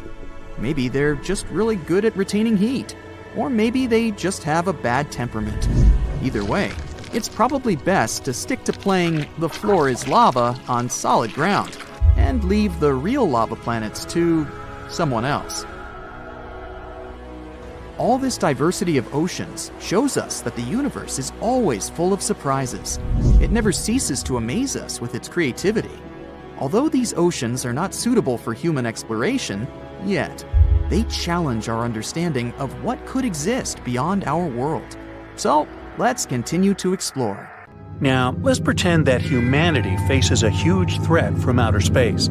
So we'll imagine that a giant planet-eating octopus comes to our solar system to eat Venus, Mars, Earth, Jupiter, and other planets, except Saturn.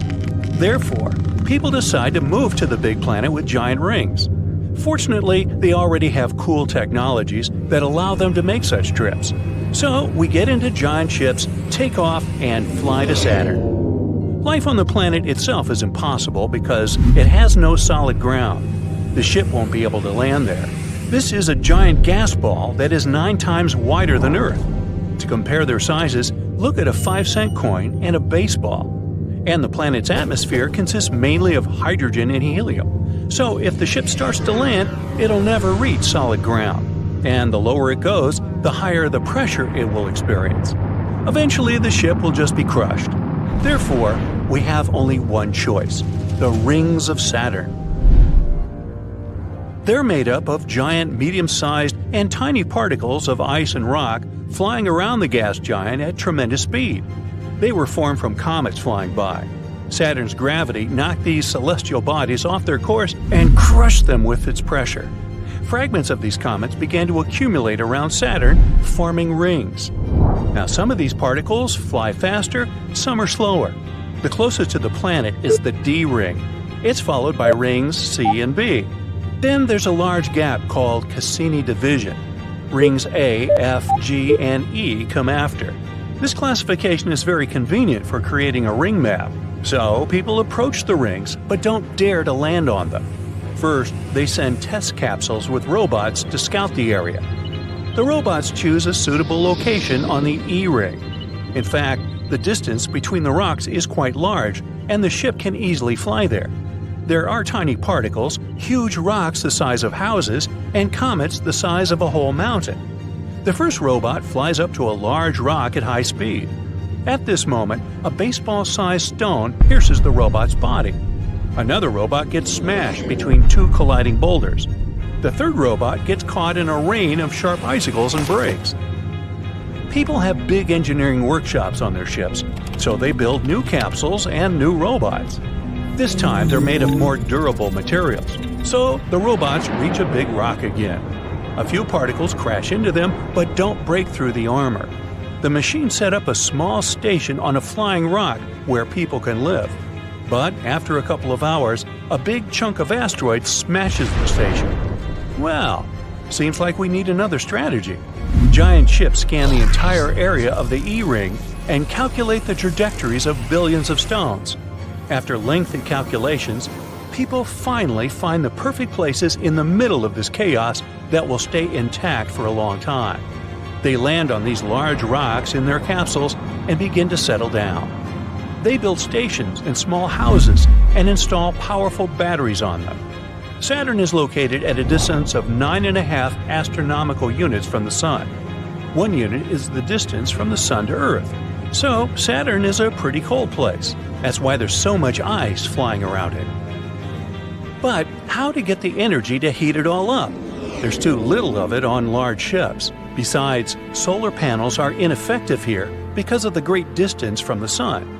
Therefore, scientists create a way to generate kinetic energy from flying stones.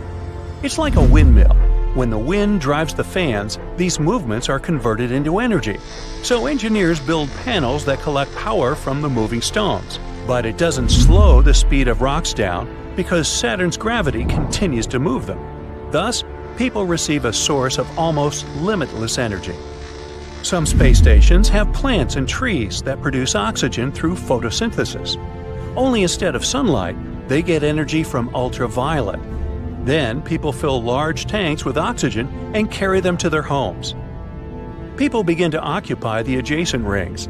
You don't need a lot of fuel to get from one place to another. You can land on a rock, calculate its route, and wait for it to bring you to the needed point. Then you can move to another one, and so on until you reach your destination. More and more people leave their ships and move to the rings. It seems that life is getting better, but then psychological problems begin. Constant movement in the vacuum of space drives everyone mad. Imagine living on a carousel that never stops. You can't walk to the store whenever you want because it always flies away. No one can go out for a walk, even in a spacesuit, because there's a chance to come across a rock flying at high speed. You can't plan anything because, at the moment, your plans can be ruined by a giant piece of ice. Computers don't help either. They can't calculate the trajectories of all space bodies. Rocks tend to break and split into hundreds of smaller ones. Also, new comets fly by and also become part of the rings. All this creates uncertainty and causes a sense of anxiety in people. Besides, it's dark, cold, and very lonely on the rings. Now think about building a base on a space object, but your best friend lands on another one a few miles away. Then, a giant icicle crashes into his rock and increases its speed. And a few days later, your friend is too far away. And it happens all the time. The only way to change your life is to settle on one of Saturn's moons. The planet has 83 of them. People have already confirmed and named 63, and the existence of 20 others has yet to be confirmed. They're all like different worlds. Some of them may be habitable, and the best candidate among them is Titan. There may be water on it, and its atmospheric pressure is only 1.5 times greater than Earth's. Its atmosphere consists of nitrogen and a little methane, forming carbon smog in Titan's upper layers. For this reason, we can't study this moon from Earth. But the coolest thing is that Titan flies outside the rings of Saturn. This means people can lead a quiet life there. There's also satellite Phoebe, covered with craters like our moon. This giant celestial body looks more like a gigantic meteorite. People have a lot of choices of where to start a new life. During a couple of hundred years spent on ships near Saturn, humanity would learn everything about its satellites.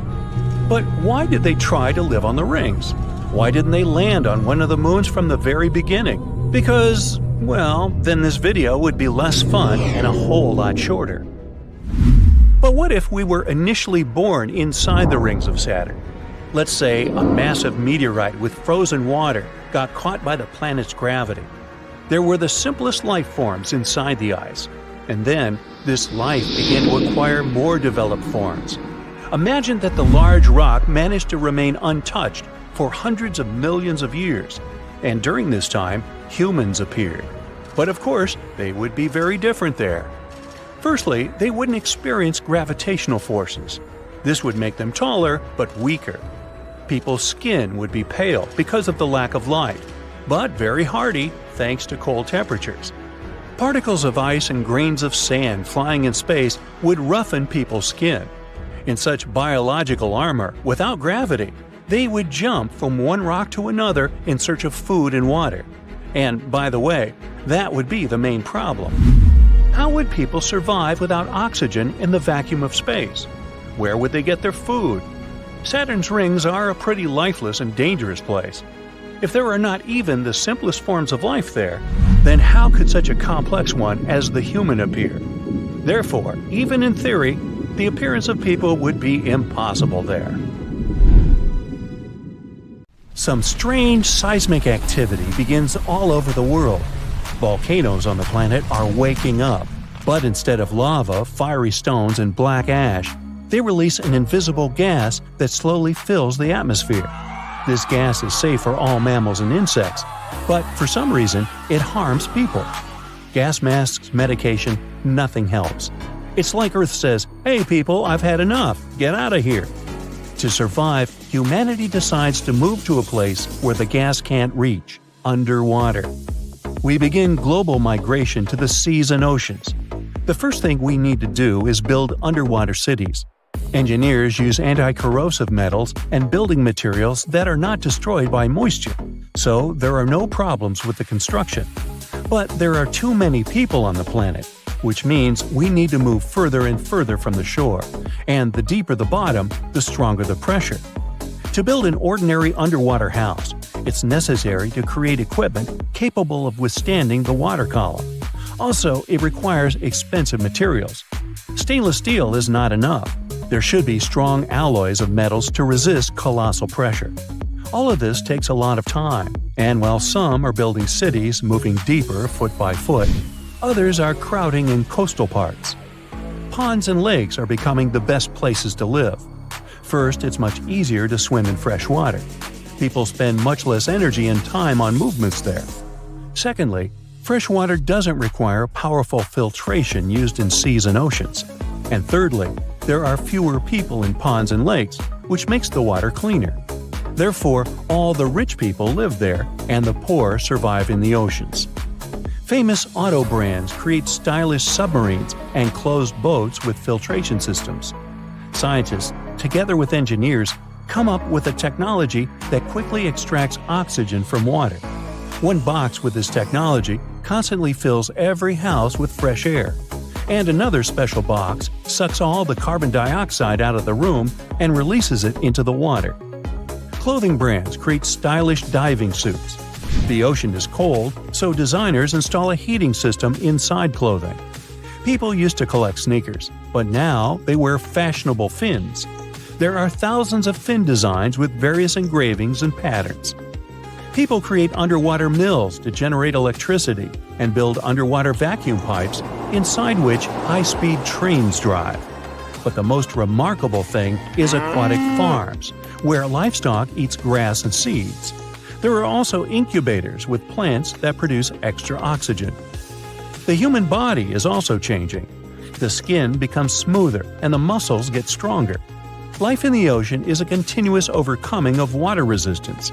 And you also need to carry an oxygen tank with you. So every day is like a good training in a gym. Take a look at the Olympic swimming champions. Now, most people have such a figure. Doctors, biologists, and engineers unite to create unique masks that allow people to breathe in the water like fish without oxygen tanks. People get much less sunlight underwater and lose vitamin D. This causes depression and weakens the immune system. To fix this problem, scientists build huge ultraviolet lamps that illuminate the entire seabed. People are getting used to a new life. In a sense, it's not much different from the previous one. Everyone also goes to cafes, cinemas, shopping, and the gym. People get an education, work, and use the same law system. Only now, instead of walking down the streets, they swim. Water resources are rich in oil, minerals, and other valuable things. This ensures the growth of the economy. Megacities have appeared in the deep waters of the oceans, and seas and lakes are becoming resorts.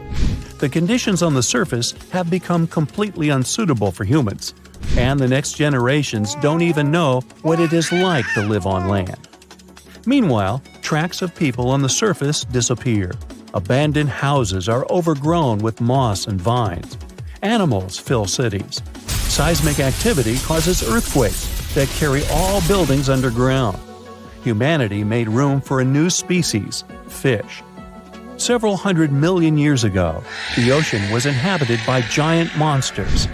The smaller fish couldn't fight these big guys, so they swam as close to the shore as possible. Then, over the years of evolution, they began to change. Fish grew limbs and learned to crawl on the ground. And so, after a couple 100 million years, they began to turn into mammals. And after that, people appeared. At least that's what the theory of evolution says.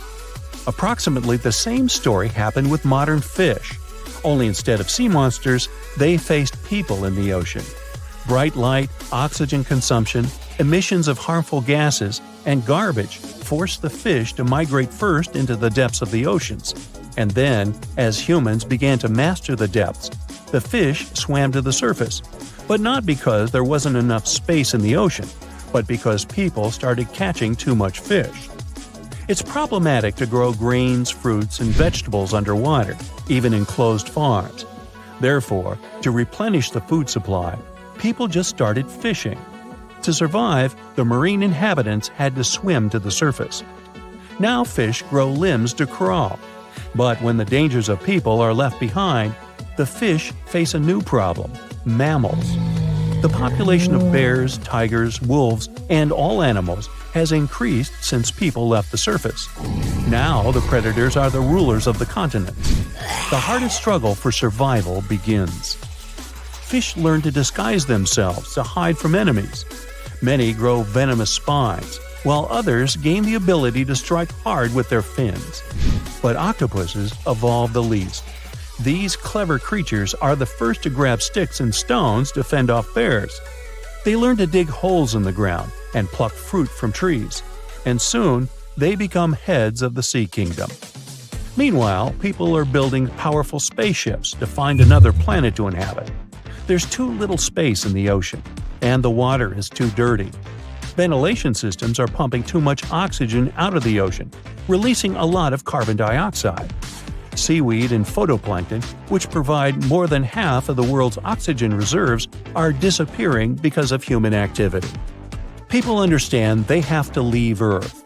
Gradual migration begins.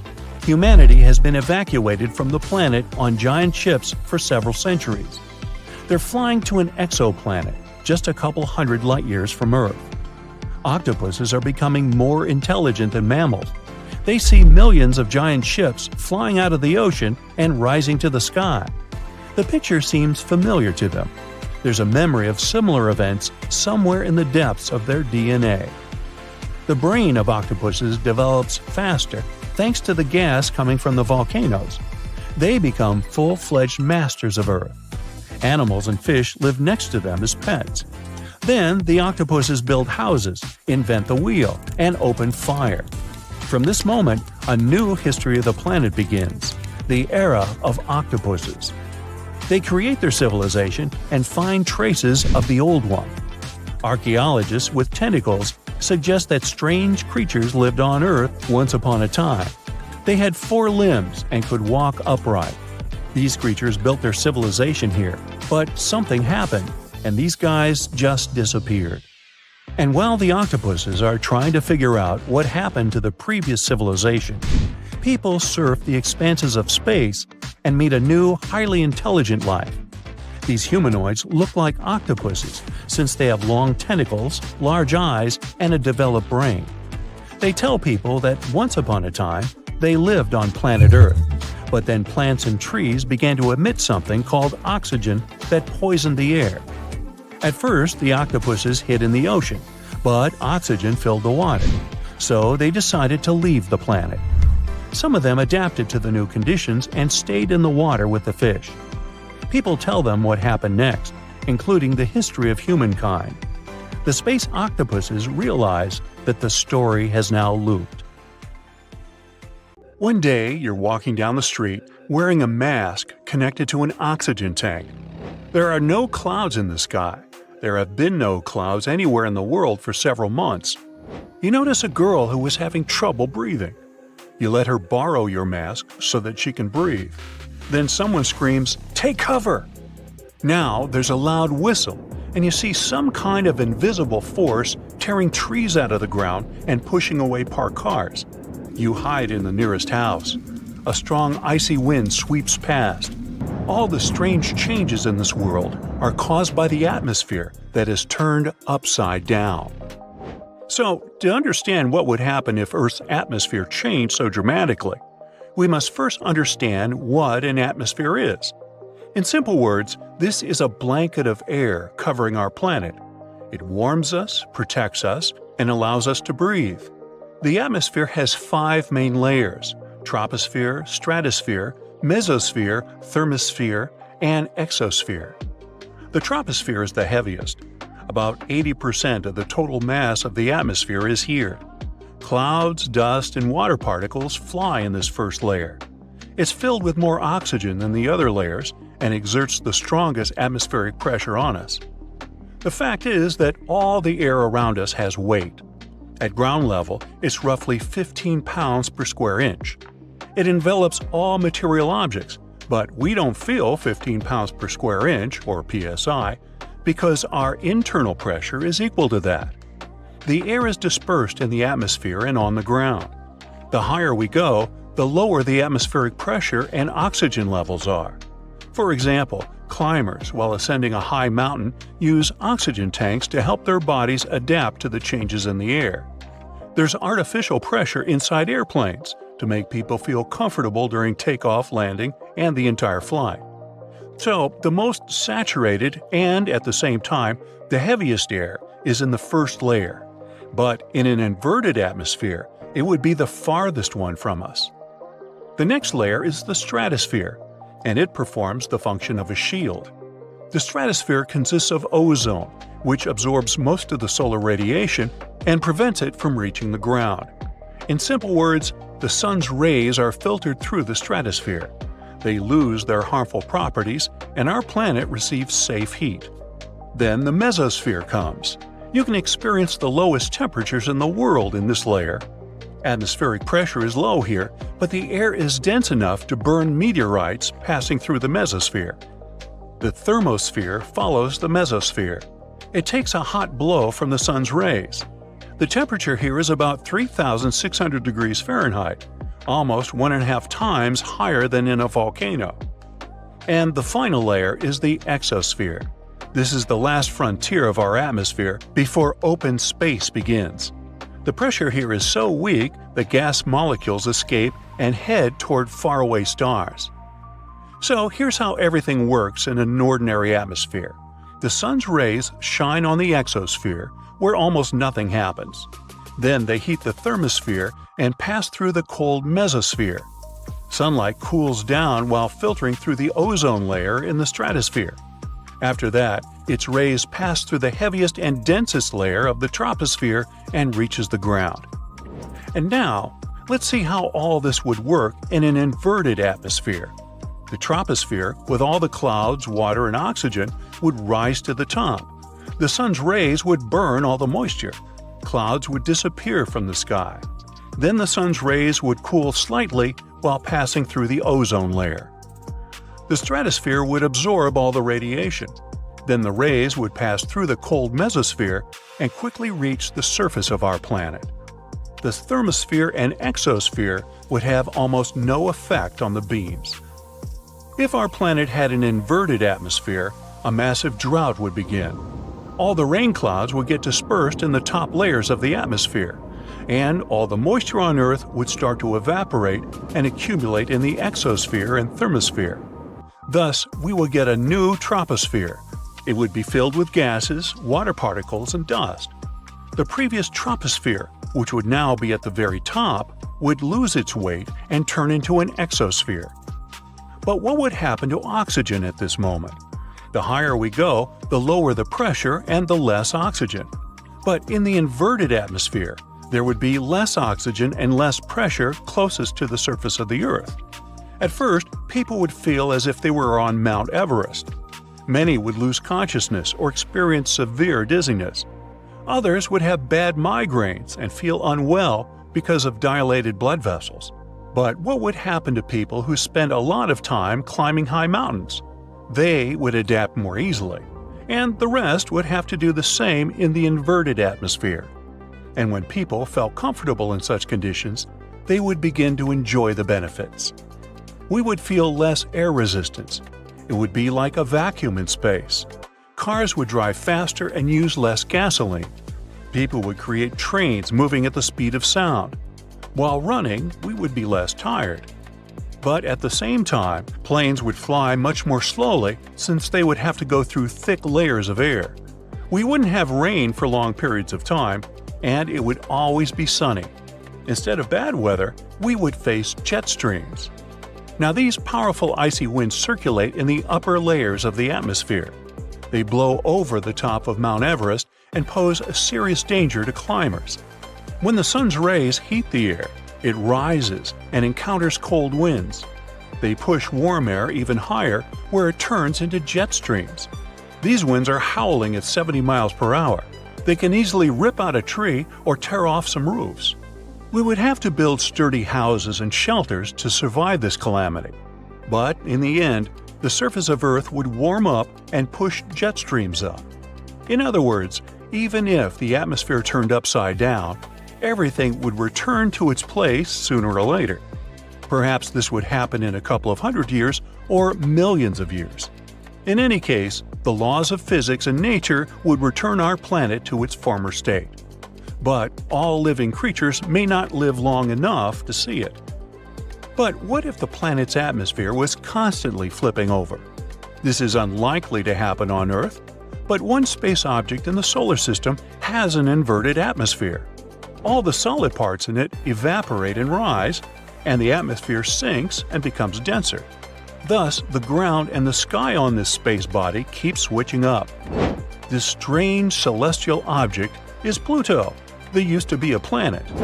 The average distance between Pluto and the Sun is about 3.7 billion miles. It also has an elliptical or oval-shaped orbit, which is also tilted away from the orbits of the other planets. When Pluto comes closer to the Sun, it receives a bit of heat, and this heat is enough to turn the ice on Pluto's surface into gas. The higher this gas rises, the warmer it becomes. This is quite strange because everything happens the other way around on Earth. The higher the air, the colder it is. Now, imagine a world that has no solid surface, but only an atmosphere. This is Jupiter, the largest planet in our system that consists of gases. 90% is hydrogen, and the remaining 10% mostly consists of helium. Jupiter keeps all these gases inside itself thanks to its powerful gravitation. And the closer to the center, the greater their concentration. If a huge spaceship tried to land on Jupiter's surface, it would take a long time to reach the planet's core. But at the same time, it would be impossible to get to the center since the weight of the surrounding gases would crush any material object. Saturn has a similar structure. The gravity of its gases is so strong that it makes the rings, consisting of pieces of comets and asteroids, spin around the planet. This atmospheric blanket of air on our planet is ideal for all living creatures. For millions of years, evolution has been creating organisms that can adapt to the conditions of the atmosphere. Hey, good thing, huh? What if we lived in a world where the moon and the sun swapped places? Yeah, I know what you're thinking. The consequences would be staggering and catastrophic. But here's an interesting take. What if we somehow survived all this? What would our life look like in such a new world? And what would happen to the solar system? Time to find out. Let's start with the moon. Did you know that the moon is responsible for the tides on Earth? You know, that thing where the ocean goes in and out like it's playing a game of beach volleyball? All thanks to our satellite's gravitational pull. The moon also helps stabilize Earth's rotation. It's pretty important if you don't want to end up like a certain planet that spins on its side. Looking at you, Uranus. Plus, it acts as a shield, protecting us from some of the more harmful cosmic rays, asteroids, and space debris. It's like our personal bodyguard. And without our satellite, we might not be here cracking jokes and enjoying life at all. Some scientists think that the moon played a crucial role in the development of life on Earth. Without its gravitational pull, we could have a crazily erratic climate. Also, the moon could have redistributed water across our planet, and we all know that water means life. As for the sun, we all know how important it is. It provides light, heat, and energy for all the planets. But, just like any good party host, the sun can get sometimes a little too intense. Never forget that it's an extremely powerful and massive star, with a surface temperature of about 10,000 degrees Fahrenheit. If it wasn't for our ozone layer, we would all get burned instantly. The distance between the Earth and the Sun is about 93 million miles. Scientists took this distance and turned it into a unit of measurement, 1 astronomical unit, or AU. The closest distance that the Earth could approach the Sun without being completely destroyed is about 0.9 AU. At the same time, if we move too far, further than about 1.2 AU, our planet will turn into a snowball. So we got pretty lucky with our location. Meanwhile, the distance between Earth and the Moon is about 0.002 AU, or 240,000 miles. It's super close to us. Now that we know how important these two are, and how much their position affects our world, let's try to swap them. Surely nothing bad will come of it. First, let's imagine for a moment that the Sun was in the Moon's place. you probably already know what will happen to us. The intense heat and radiation from the sun would be like the world's worst sauna, with the temperature on Earth rising rapidly. Any living thing on Earth would leave behind nothing but a pile of ashes. But the destruction wouldn't stop there.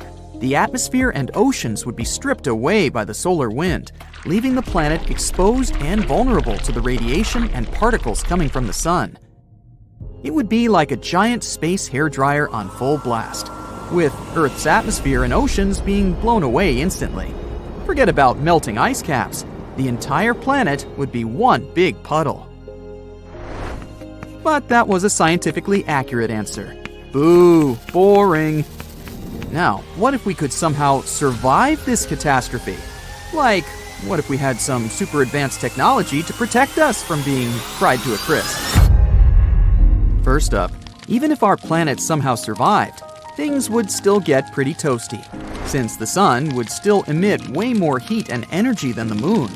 Also, unlike the moon, which goes through periods of darkness during its lunar night, the sun has a constant energy source through nuclear fusion.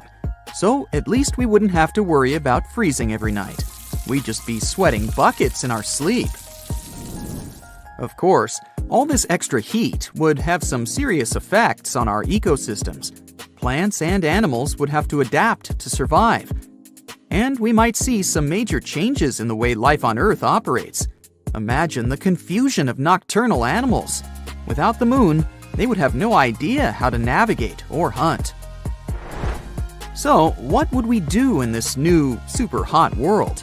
Well, maybe we could build some seriously high-tech greenhouses to trap all this heat. Or we could use some giant mirrors or other reflective surfaces to manipulate the amount of sunlight that Earth receives. Next, we have the sun's gravity. Remember how we said that the moon's gravitational pull is just right for stabilizing Earth's orbit? So, if we replace it with an entire star, things would get pretty wacky.